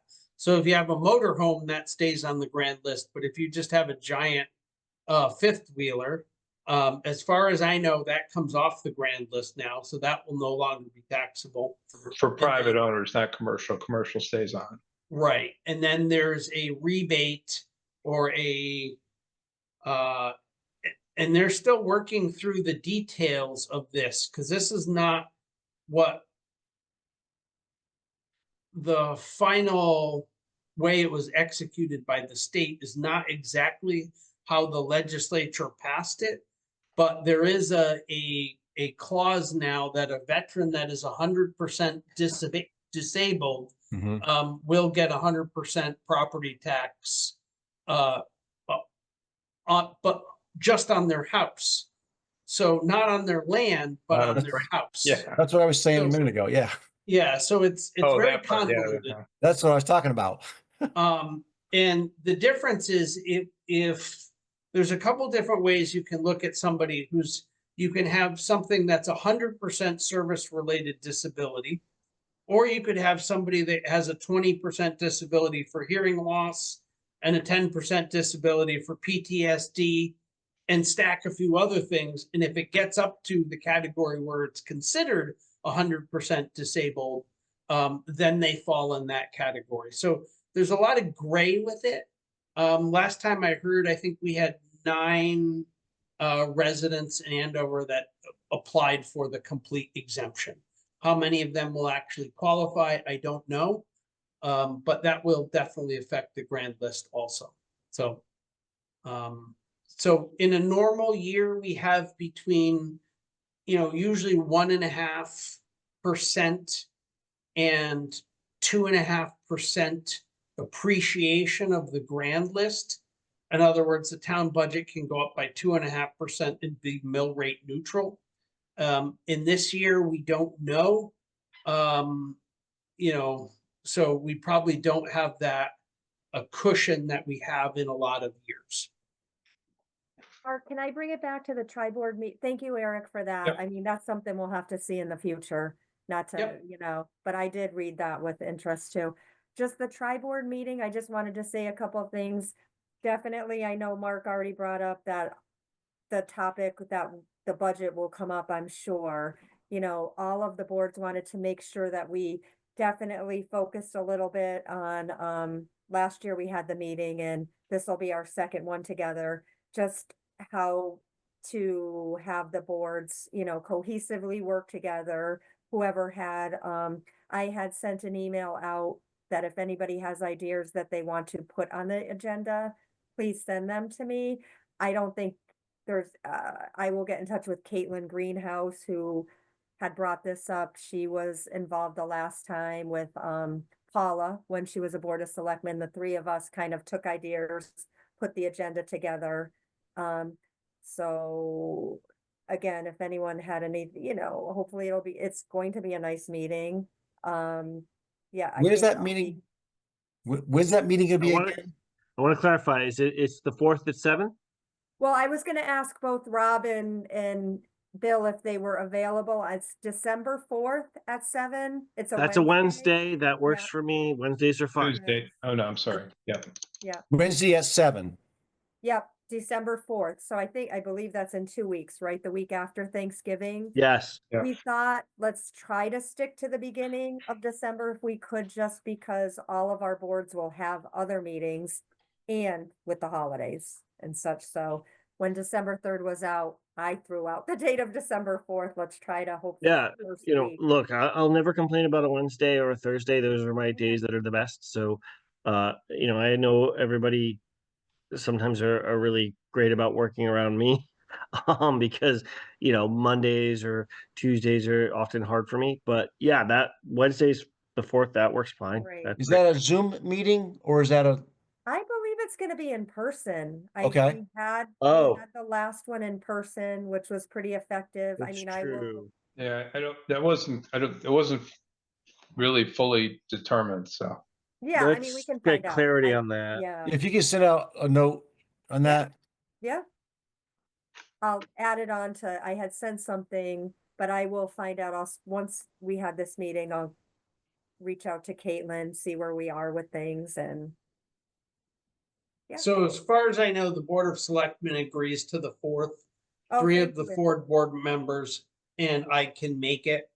The other, one board member hasn't responded yet, but you certainly have quorum of the Board of Selectmen at that meeting at this point. It's actually pretty good That's turnout. good. so. Good. I hadn't All right. seen with yeah. That sounds good. So the question I had relative to that meeting is, does the Board of Finance want to set specific targets both for the general budget and the ed budget.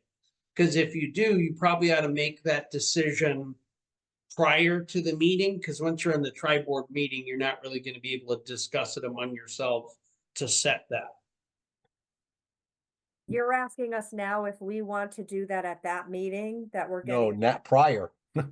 So what I'm saying is that if you read what the charter says, it suggests that when you have that preliminary meeting with the boards, that you can identify a target for Oh, no, both I the understand. education budget and the town budget. Doesn't say you have to, just that you can. So if you're gonna do it, you would have to agree to it ahead of time. So that's why I'm bringing it up I now. don't think that's appropriate. I don't think that was the nature. Thank you for your input, but I don't think that was the nature of why they wanted this meeting, in my opinion. I'll listen to what the board members say. It definitely wasn't driven by the budget. It definitely wasn't driven by, I feel like that's coming in way too budget heavy. I have no problem with us, if we do have targets, and us discussing that as a board eventually. But I feel like that's starting that meeting off. I feel like we're gearing it all till that. Yeah. Does anyone else feel differently? Not necessarily, but again, according to the charter, we really are technically supposed to have a joint meeting with the Board of Selectmen to discuss the budget. So, when some of us were talking about this joint meeting, that's what I thought we were talking about doing, is having this meeting be that kickoff meeting. But I think Caitlin or whoever else had suggested starting it actually was didn't have that in their head. They were really just thinking bringing this to the boards together Exactly. for that discussion again. So we could do either. Technically, we're supposed to have that joint meeting. If this isn't it, I don't know when we would have it, honestly. It would maybe be January, and which is a little bit late to kind of give guidance or whatnot. An alternative would be if we were to vote on, come up with recommended budget guidelines, like, increase limits or, decrease or whatever we want to do. We could, in theory, just communicate that to them through a memo or something else. Or do it outside of this meeting. So if this December 4th meeting is not that meeting to discuss the budget, then we either need to decide we're going to have one probably in January, or we're going to do some other mechanism this first year. And Mark, the reason for me saying that, I have no problem with us doing that. I just feel like here comes that pressure thing again. I feel like now we're, by it, I feel it. Like, I feel like I want to be a lot, and I feel pretty educated as it is. I'm very involved. I go to a lot of things. I feel like I don't have enough info to all of a sudden do that right now, unless and Yeah, I what go would- everywhere. What So would we be basing our input on, to your Well- point, Joanne? what, Bill? Sorry. Well, your point is taken. What would we be basing Right. Thank you. that on? We don't have Right. any information yet, so how can we make any recommendation at this point? Yeah, I feel like, thank you. That's how I feel. I feel like there's time for it, and whether it gets communicated by a memo, once we get some facts and we're able to digest it a little, we'll have no problem doing that. I think we're all gonna have to, dig down. I just think it's a little premature to do it in 2 weeks with Thanksgiving holiday in between, Mhm. and thinking that all of us are gonna do our due diligence and boom, boom, boom, have all the answers. So thanks for the agreement, because I feel rushed with that, because I'd like to prepare.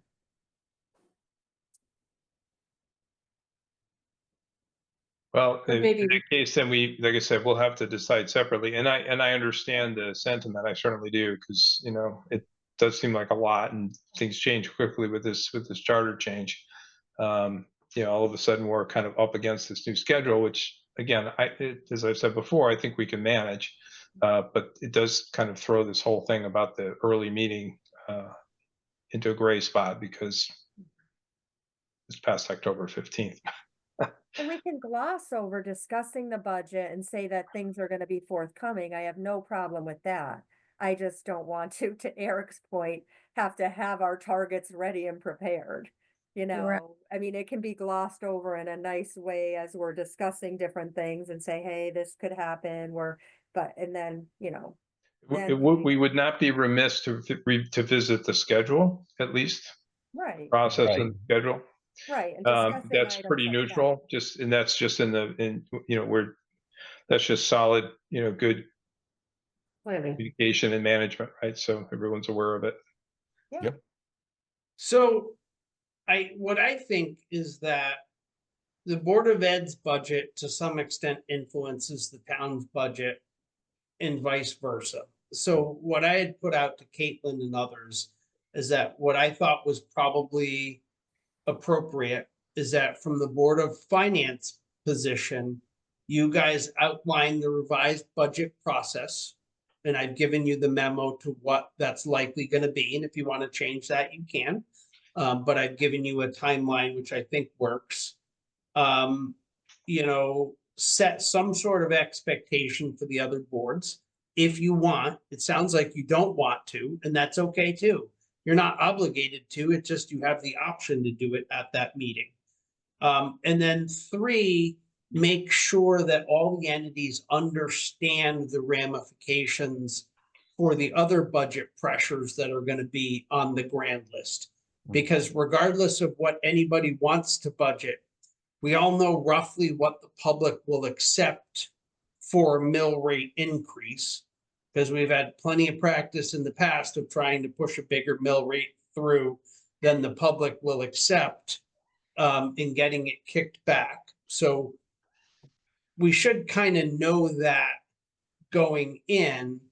And that's information you should be providing to the 2 other entities, And we from will, my like we perspective. said, like in due time, like we will gather all those facts, and if we think we have to make our recommendations as a board, I'm sure all of us together will do that. And I have a lot of confidence that there's a lot of us that will be behind that, whatever we think. But just in 2 weeks, we can't possibly be ready. But like we were just trying to say, because I saw that email you sent, Eric, and she's the one that I'm going off of too, because I think she responded to you that she thought it wasn't gonna be budget heavy, but the budget can be discussed. Then you should probably, as a board, schedule another date and invite the other 2 boards. Because now you have Well, you we have an will. We're gonna obligation let by your that charter meeting- to do that. I think you're trying to run, and I appreciate so much your input because we value it, but I think we will do that, and we just said we will. It's just that with Thanksgiving next week and then that first get together, then we'll either decide by memo or whatever. We'll kind of act on whatever happens on that meeting, how we should proceed. If the conversations are going great and suggestions are asked for and open dialogue happens, maybe that will happen, but I think we should go into that meeting not setting that as the major, focus. Okay. Unless, again, I don't want to keep speaking. I've just been in the communication, so I'm trying to honor it. Plus, I like to, like Bill said, like others have said, we want to be prepared. We have nothing to go on, but prior years. So we'll get there. I mean, we're gonna adhere to this timeline. We'll make our suggestions. We're up for it. So my one comment would be vis-a-vis setting targets. If we wanted to, you could set targets not based on what we're hearing from departments and what's needed. You can set targets based on what you think is passable. Now, I'm not saying that's the way that you should work up a budget necessarily, but you could say going in, okay, target 2% or target 1.5% or whatever, pick a number, it doesn't matter. The argument would be this gives guidance to the various departments and boards and what have you as they're working up their budgets to try to come close to that number. It doesn't mean that it is set in stone. It's not holy writ. It's a A target, guideline. a guideline, It's a as opposed guideline. to an actual rule. Exactly. Right. So I'm agnostic on this, honestly, guys. I could go either way. I would be totally happy to roll in and say, hey guys, try to hit 2%. Or go in and just have a dialogue and not do that. Mhm. But I also don't think we have, the whole idea behind a guideline, behind a target is that of course you don't have all the information yet. That's the point. You're sort of directing them to try and pull their things together and hit something in that range, roughly. It's a guideline. It's not supposed to be, everybody would understand, I think, coming in November or sorry, early December, that we don't have in front of us all the asks from each department and commission. I mean, that's a given. So I could go either way on this. Frankly, I'm agnostic. I could go your way, Joanne. I could go the other way and pick a target. I honestly don't care. But I guess I'm just throwing it out there as I think that's what's the intent behind this. I think that's what people were thinking. Yeah, I would agree. I That's all. think that's what the intention of the meeting and the charter was, but it sounds like there's not really an appetite right now for the board to do that, at least at this meeting. In order to get into substantive discussions of the budget in the tri-board meeting, other than to talk about the process and whatnot.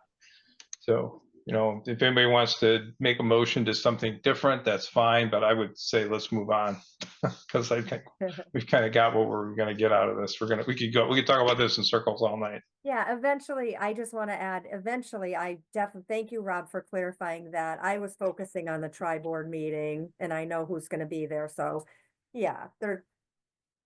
we'll discuss it in the future, like you Yeah. said. Yeah, no problem. I wanted to give No, my good 2 cents, points but taken. I do understand that process You and know. we're going to want to do something like that. We definitely Yeah. are. Because we have our multi-year experience with passing budgets, and we can come up with numbers, and it doesn't mean that means that we actually know what Town Aid Road needs to be, Mhm. Right. what have you. Well, let's, if we could, again, we're just going to Yeah. talk. in Let's move circles on. here. Yeah, I'd like you're to- right. I'd like to move on, Thank guys. you. It's Yeah. getting late. Yeah. I'm pretty tired. So. Me too. I'm with you. If nobody has any objections, let's move on to the next item, which is the recommendation for credit card policy. You have a note, information only here. Eric? Yeah, so I put that in the policy. The treasurer's, because she's completed the audit prep for this year and turned over the audit book to the auditor. This has been on her wish list for a while, to gain better control over the credit card. When we first adopted a policy, it was adopted in 2019, when we brought in 2 credit cards for the town. And she's recommended that we tighten up some of the policies. The Board of Selectmen couldn't agree to that. So it's in limbo right now, but I think we are going to end up to some extent changing the credit card policy, in part because our current policy does not really match the charter. The charter basically says I have to approve all expenditures before they're made. But the old credit card policy pushed that responsibility onto the department head and the responsibility for forwarding the paperwork. And then I'm supposed to approve it later. Well, it kind of doesn't make sense for me to approve it later because the purchases are already made. So what am I approving? So that's in progress. I left it in there. I gave you the drafts of all the documents. If you have any comments, I'm certainly willing to take it.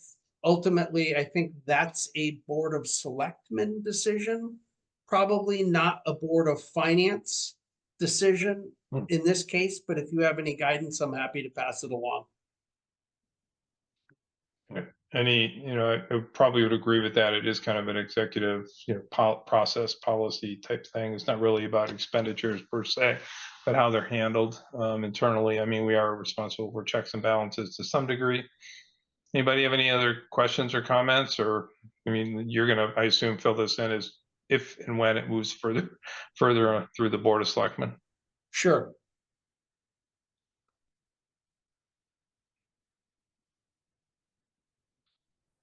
Well, nobody's got anything. I guess we'll move on to 6H, which is establish banking relationship with Webster. And you alluded to this earlier, Eric. You want to give us the rundown?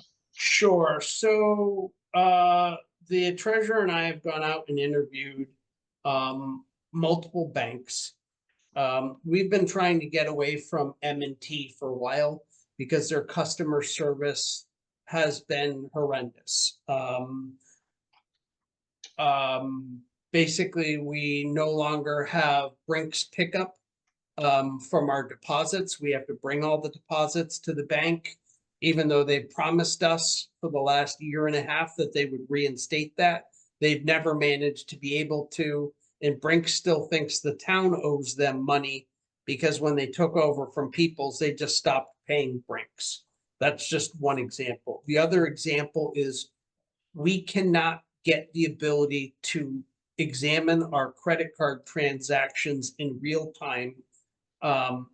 They just have never been able to give us that ability, which is crazy because if something happens or there's a fraud alert or something like that, we have no way to monitor that in real time.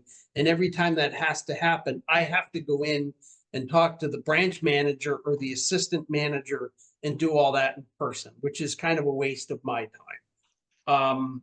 So we've been extremely frustrated with M&T. That seems to be pretty common sentiment among the towns that still retain them for finances. We looked at Jewett City Savings Bank. We looked at Webster and we looked at Key Bank. Webster seems to be the one that's most responsible for municipal banking in this area, and most of the towns that have Webster accounts are reasonably happy with them. So what we want to do is not do everything at once and then decide 6 months from now they're no better than what they were. We want to establish a relationship, change some of our accounts there for things which aren't really liquid. In other words, things we don't have to get stuff in and out of very readily. Also take advantage of the fact that they will offer us a money market account, which has a 5% interest rate, which we can put some of the money in. And then it's a secured money market account, and it has basically the same rate of return for the stiff account. So that's what we're talking about doing. Also switching our credit cards to that account from M&T's credit cards. And then the last thing is requesting from them a line of credit prior to us starting the bridge project in February. And the reason is, although those bridges are 100% funded, we are on the hook as a town to pay the contractor and the construction inspection bills and then apply to the state and federal government for reimbursement. So we've had a meeting with the contractor and the construction inspector, and what we came up with is that for the most part, we have enough money in our Bunker Hill Bridge account that we can pay the bills, but there will be one, maybe two occasions where we're going to be way over what's in that account. So we need a swing reserve, essentially a line of credit to pay that and wait to get reimbursed. So that's kind of what we're looking to do. I've asked Dennis whether we need public approval for that or whether that can be just approved by Board of Finance. I don't have that answer yet, but I wanted to discuss that with you. In worst case scenario, we could pay for that out of our unexpended fund balance because none of these bills are going to be bigger than what we have in unexpended fund balance. I'm just uncomfortable with, basically spending $1 million out of the reserve and taking it down too far in case there is another emergency. Low probability, but I would be more comfortable taking that from, for the month or two between when we pay the money and when we get rebated, run that off of line of credit. Because even if we're spending 4 or 5% interest annually, in a month, that's not going to be a big payment. So it doesn't represent a big expense to us. But Yeah, that was my big question was what would that cost us versus, yeah, floating it off of our own savings. What's the swing there? How much are we talking about, Eric? Like order of magnitude. It doesn't have to be exact. well, if you think about it, if we pull it out of our unexpended fund balance, that's money we're currently earning 5% interest. Yep. So we would not be getting 5% interest on $1 million, let's say. Right. So that's one option. Option number two is if we're getting a loan, it looks like our loan rate is going to be somewhere in the sixes, because I mean, we are a good, it is basically it would be a secured line of credit because we're borrowing money that we already have grant funds to recover from. So I think the net is only going to be a couple % difference by leaving it in stiff and tax. And even if we're paying 6.8%, we're still only really netting a couple of % difference on that $1 million. The 1.8% annualized for a couple of months on $1 million bucks. It's nothing. What are we? I don't know. I can't. This is the part where I don't have the math. Yeah. What kind of magnitude are we talking, Eric? I mean, That's what I'm saying. What are we talking about? Are we talking about $5,000? Are we talking about 10? What do we? Yeah, I looked at it and said, so on a $1 million, we make approximately $50,000 per year. So if you rounded it off, we make about 4,000 a month. So it would be less than that. So we're not talking about big dollars. Probably talking about 1,000, maybe 1,200. If we're talking about what I'm asking is how point and a large half is the line swing. of credit are you looking at? Are we talking about borrowing, 50,000, 100,000, $500,000? What is it? I would set to borrow up to $1 million. Okay. I don't think we actually probably need to be borrowing more than $500,000 because we already have $500,000 in the fund to reimburse and get that reimbursed. But it's certainly going to be in the range. We should never be out between our payments and our reimbursements. We should never be out more than $1 million. Eric, That would be the upper end. I was just wondering, typically your experience, and I don't know how much experience you have with this, is the state good at reimbursing? Like, are we going to get it in a month, or is it like other stuff where you're going to wait months, years? Like, No, I mean, as far as I understand from talking to our construction inspector, the worst we would be out from a payment requisition to a check in the door is 6 weeks. okay. All right. I just wasn't sure how much experience you had with getting reimbursed from the state, but if any. Well, this is federal too, right? Yeah, and so, federal. Yeah, that's right. The majority of the money comes back from the federal government, but about 20% of it comes from the state. So it's 80 federal, 20% state. But the state money is actually passed through federal ARPA funds anyway. So ultimately it all comes from federal dollars, but some of it passes through the state and some of it comes directly from the federal government. certainly sounds like a good idea to have that line of credit again. Yeah, I think probably you want to have it, kind of out in front of us, like what are the numbers, and you guys, are you comfortable with we'll vote on it at a meeting and just say, are we comfortable with opening, okay to approve that line of credit? Obviously, like I said, you got to talk to the town attorney, make sure, we have straight whether we need to go to a public meeting or not. That changes everything. So Right. let's get that answer and then we can revisit. Right. So the other thing that, and you had a letter in the packet from Cheryl, that was a pass-through letter to me that I put in the packet that discussed that. The second thing that Cheryl was asking essentially was for permission to set up 2 credit cards with M&T Bank. So in the initial setting up seems to be, I think, a Board of Finance decision. And then the second thing would be to open a money market account at Webster. Webster's currently offering 5% in interest on the money market account.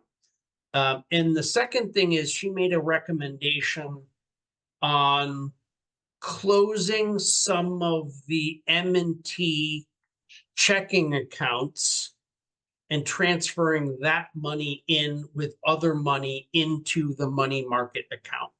And the specific ones were the non-recurring reserve fund, which has been on the books now since I became a town administrator.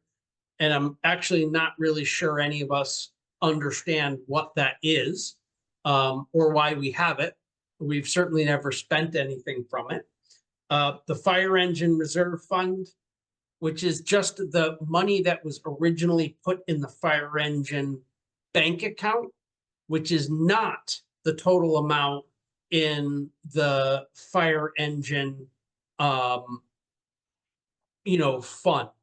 The total fund has around $400,000 in it. Of that $400,000, $54,000 is sitting in a distinct bank account. So the idea would be to close that bank account, use pooled cash, put that money in the money market account so at least it's earning reasonable interest. Do the same thing with the Department of Public Works Equipment Reserve Fund, the Revaluation Reserve Fund, and that little $8,700 AES capital fund. Because as you remember, of that $212 or $212,000 that's in the AES capital fund, $8,700 is still sitting in the old bank account. The rest is in pooled cash. So that's kind of her recommendation. That way, as we start transitioning accounts, we're knocking down the total number of accounts we have. And then whereas we have multiple, for instance, special revenue funds, what Cheryl would like to do is have a single special revenue fund and then just sub-allocate within that fund for all the existing funds. So Eric, I think I'm getting a little confused between the word funds and the word accounts. Correct.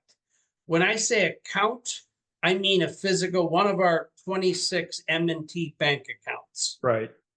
And when So I say like fund, her memo says, I think closing the following accounts and setting up the money market account makes sense. But then, correct. then she refers to them as funds. So will the funds remain intact as a virtual fund? So as far as I know, the funds should remain intact as a virtual fund.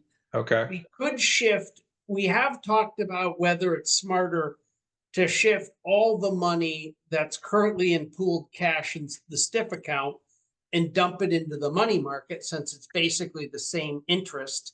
And that way it would already be in that bank account and you wouldn't have to debit one and credit the other when you made a purchase.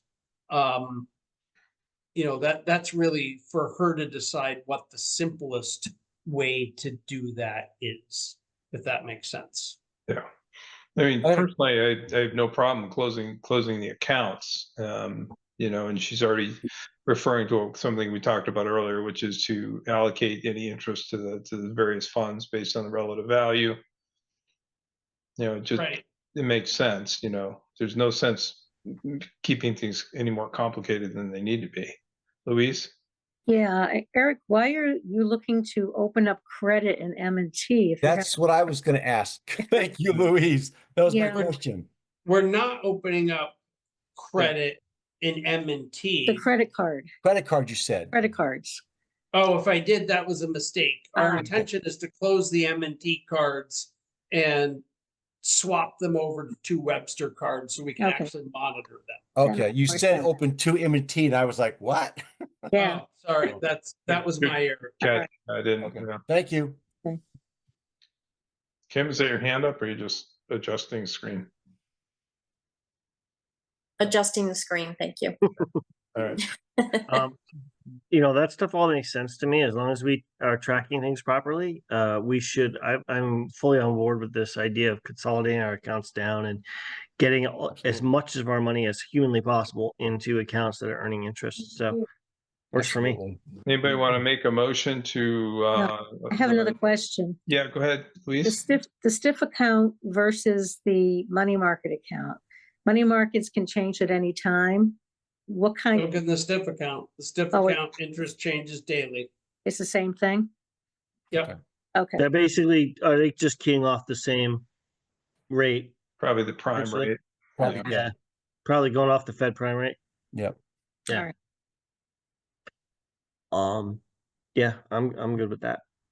So sorry, what would the motion be? Apologies. Well, I think the motion would be, just for reference in your packet on page 27 is the recommendation from Cheryl to Eric.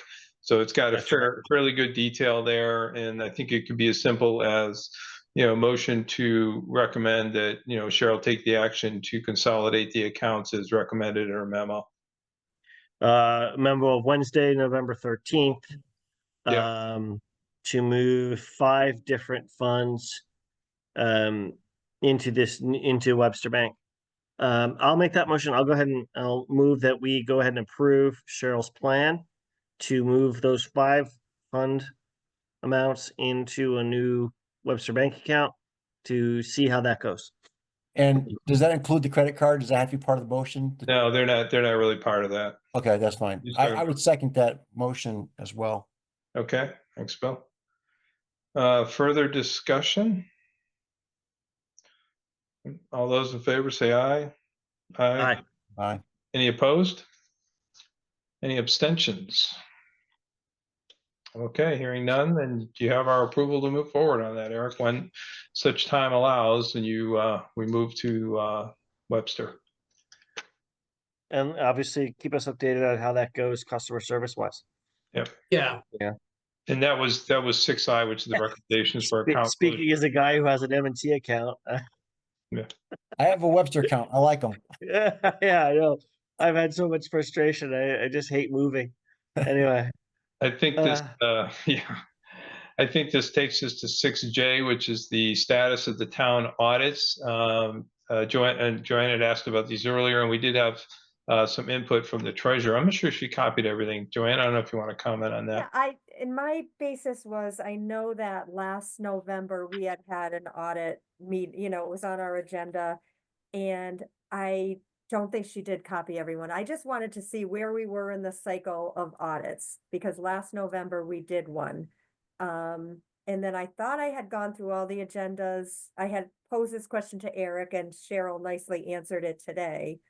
I feel like we're one audit behind, and I didn't want to, because I just got the email today, Mark. I didn't have time to look again. Yeah, really go back through it and figure it Yeah, out. because I know that Cheryl came on board and then she got everything in line, and it took a while for us to have that meeting in person with the auditor. And I thought that was the one. I found my packet in one of my folders, and I thought it said the year of 21-22, which would be fiscal year 22, correct?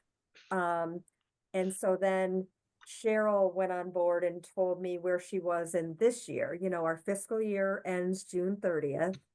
They then will keep paying bills through August. I think she said a couple months. Then by the end of October of 24, she had just turned over. She takes a couple months to then write financial reports, statements, reports about the findings. And then they turn it over to the auditor. So that only happened October of 24, which was last month. October 30th of 24, she makes sure she gets that. So I was trying to get a timeline in my head, so every year I could know, okay, it gets in the auditor's hands. When do we get the audit back? Is that in January? Is it February, March? I just was trying to get a process so that we could get on a timeline of meeting. So Again, I know that we were behind. Cheryl was hired to get things done and put together a binder of what she does every year, what she puts into a binder to give to the auditor. And so I was just trying to get a basis of where we were. And then Cheryl did get back to me stating that we had discussed the year ending 2023, which would have been fiscal year 23 of last year, which starts July 1st of 22, ends June 30th of 23. But given the timeline that she gave me today, if she followed that process, she would have got things into everything done, wrapped up, and into the auditor by October 30th of 2023, which means we would have reviewed that particular audit. I don't know, would we have done it in March or April? I've gone to every single Board of Finance meeting. I don't remember that meeting happening yet. So I feel like there's one lost audit that we haven't reviewed. Am I wrong, Eric? Did we review it at a meeting, or was there just a footnote saying it's been put in? Right. No, I think you have missed that. So See, I knew there was one missing. yeah, And I so just didn't want to put that out to Cheryl until I was absolutely sure. right, no, we put the audit for that year to bed last Mhm. year around April. Thank you. This is what So I'm trying to get up here, like. yeah, this so and then. So basically what happens is, as of last year, we were basically caught up. And by basically caught up, I mean, we have the town books ready to go for the auditor as soon as they can schedule us. Now, one of the problems we have is there is a statewide shortage of firms doing Right. audits, and there's a statewide shortage of CPAs. Mahoney Sable's understaffed, frankly. The earliest they can get to us generally is around January 1st. And technically, they're supposed to have finished, in an ideal world, they're supposed to have finished the audit by December 31st, but they don't even start looking at it until then. So at this point, we have turned the audit books over to the auditor. So they have a copy of our books. Kind of the last thing we need to do is our capital appreciation schedule. Cheryl and I were working on that today, but there's never a rush for that because that is the last thing the auditor processes anyway. So even once the auditor starts auditing, it's probably 5 weeks before they need that. So we're still, 2 months plus ahead of when the auditor needs that information. So we have finally, the last 2 cycles have done our part. So I think the auditor should be able to start in on our audit somewhere around January 1. And the major work will be done it usually takes them around 6 weeks before they get things back to us. And I Eric, can, that is exactly what I just kind of wanted to know, the cycle, because I Yep. knew we were getting on the corrected cycle, like you said. So this is all the information that I was seeking. I knew from our prior meeting that, we're kind of one of the smaller towns, and I remember their shortages of the auditors, and I knew it wasn't right on time. They could get to us when they could. So, Right. yeah, thank you. This is the exact feedback I wanted. But Yep. I know that we did miss last year's. I don't think it was ever reviewed with us. The one that ended 2023.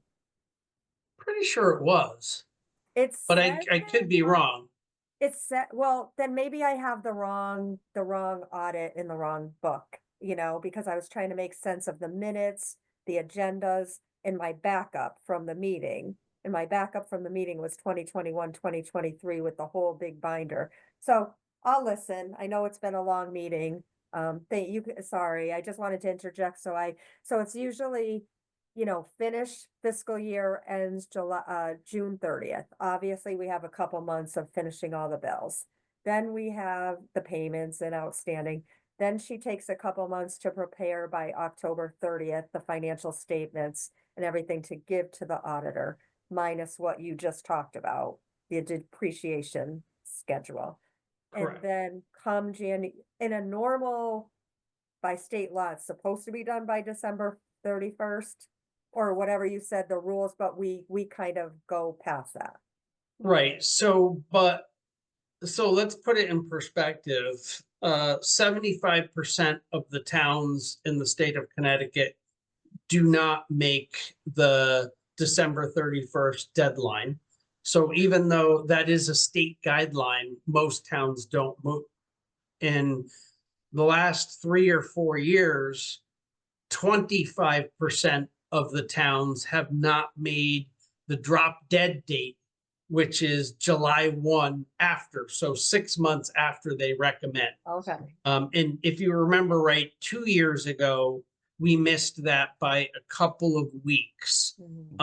We were pretty close, but there was one thing that was still under, of concern to the auditor that was eventually identified. So we missed that because we got our books to them late. The good news is, our books are together way before the auditor can get to them. So as far as I'm concerned, the town's done their part in the process. I don't know what the status of the school's documentation is. I don't have that information. And I don't know what the school surplus is likely to be. I can tell you on the town side, we collected considerably more revenue than we anticipated, because in last year's budget fiscal year, we were not anticipating the movement to the STIF account. And that was basically 127,000 more dollars in income than we anticipated from that.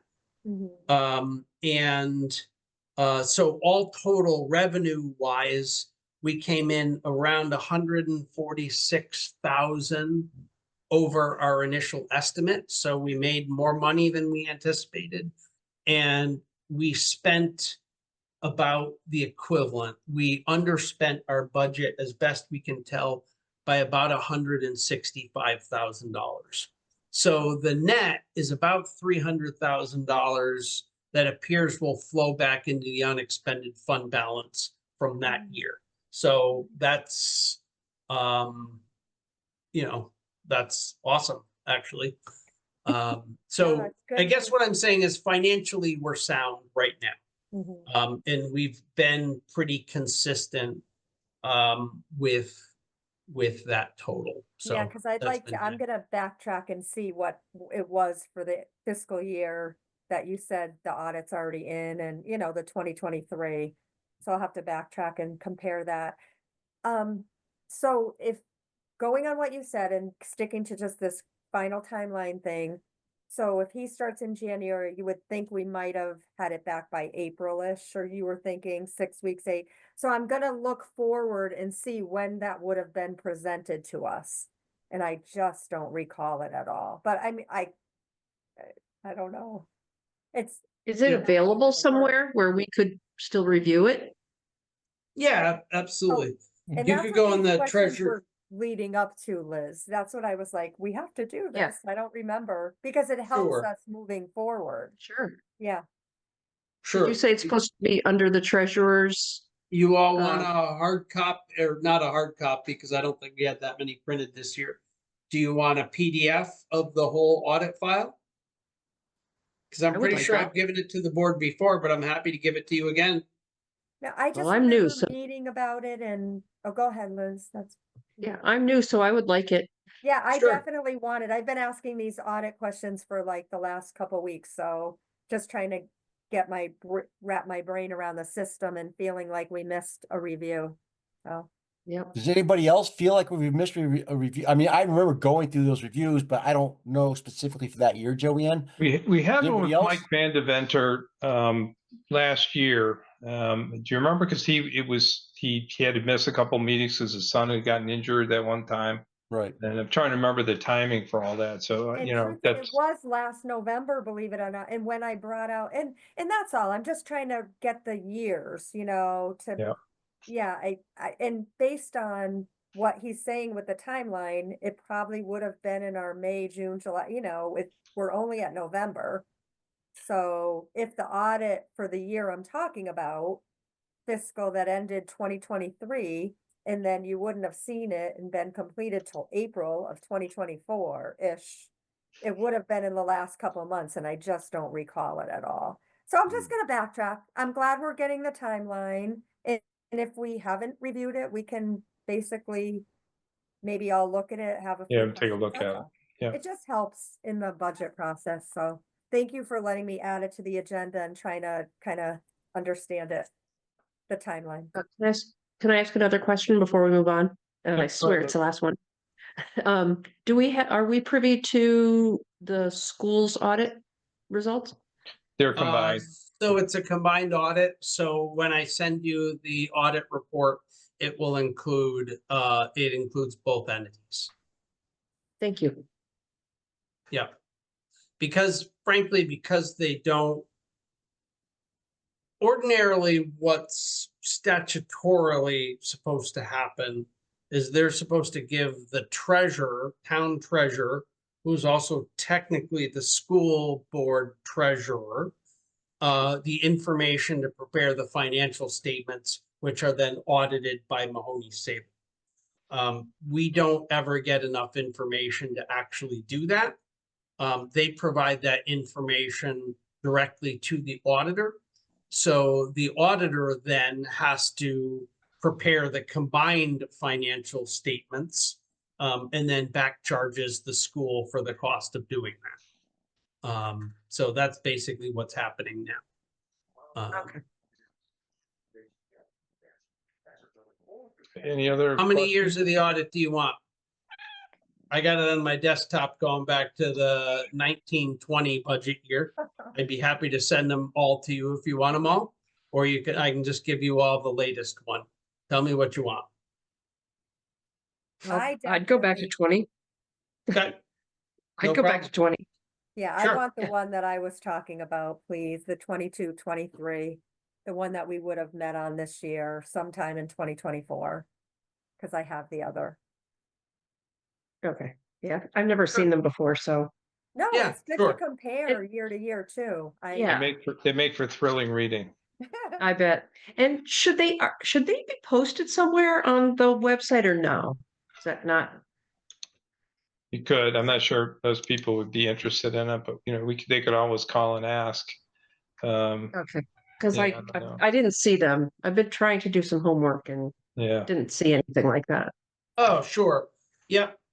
Yep. So the three things that are basically is there's a single audit report, a financial statement report, and then we anytime an audit has, if there's any findings of any sort, a town is required to submit a corrective action plan, which is basically you saying, okay, the auditors identified these things, here is how we will address them.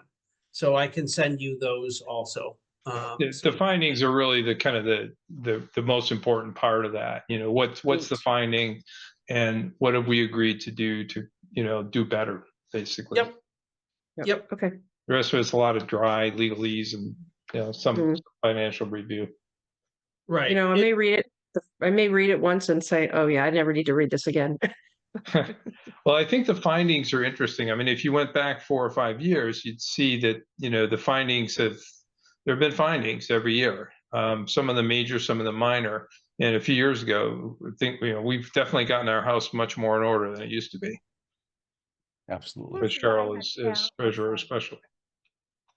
This was the one that I found that we had that in-person meeting. So the date was November 29th, 2023, fiscal year 2022. So, if it was November of last year, but it was the year before's audit, because I think that's when we were getting our house in order, Eric. Yes, correct. So, I mean, you've already agreed that we think so that's, I mean, this is making sense to me with having this last year, but it was the year before. There's no way that we, like at this particular time, we could have one for the current year. So again, I've said enough, but it's this big presentation thing, and it does help a lot.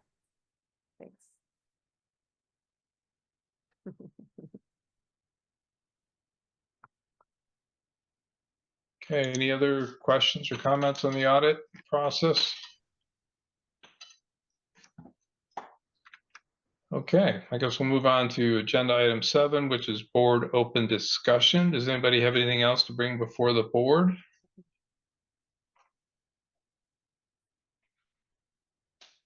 Okay, hearing none, we'll go to correspondence. I don't think we've had any formal correspondence. Joanne already talked about the correspondence with the board about the tri-board meeting, and there were some questions about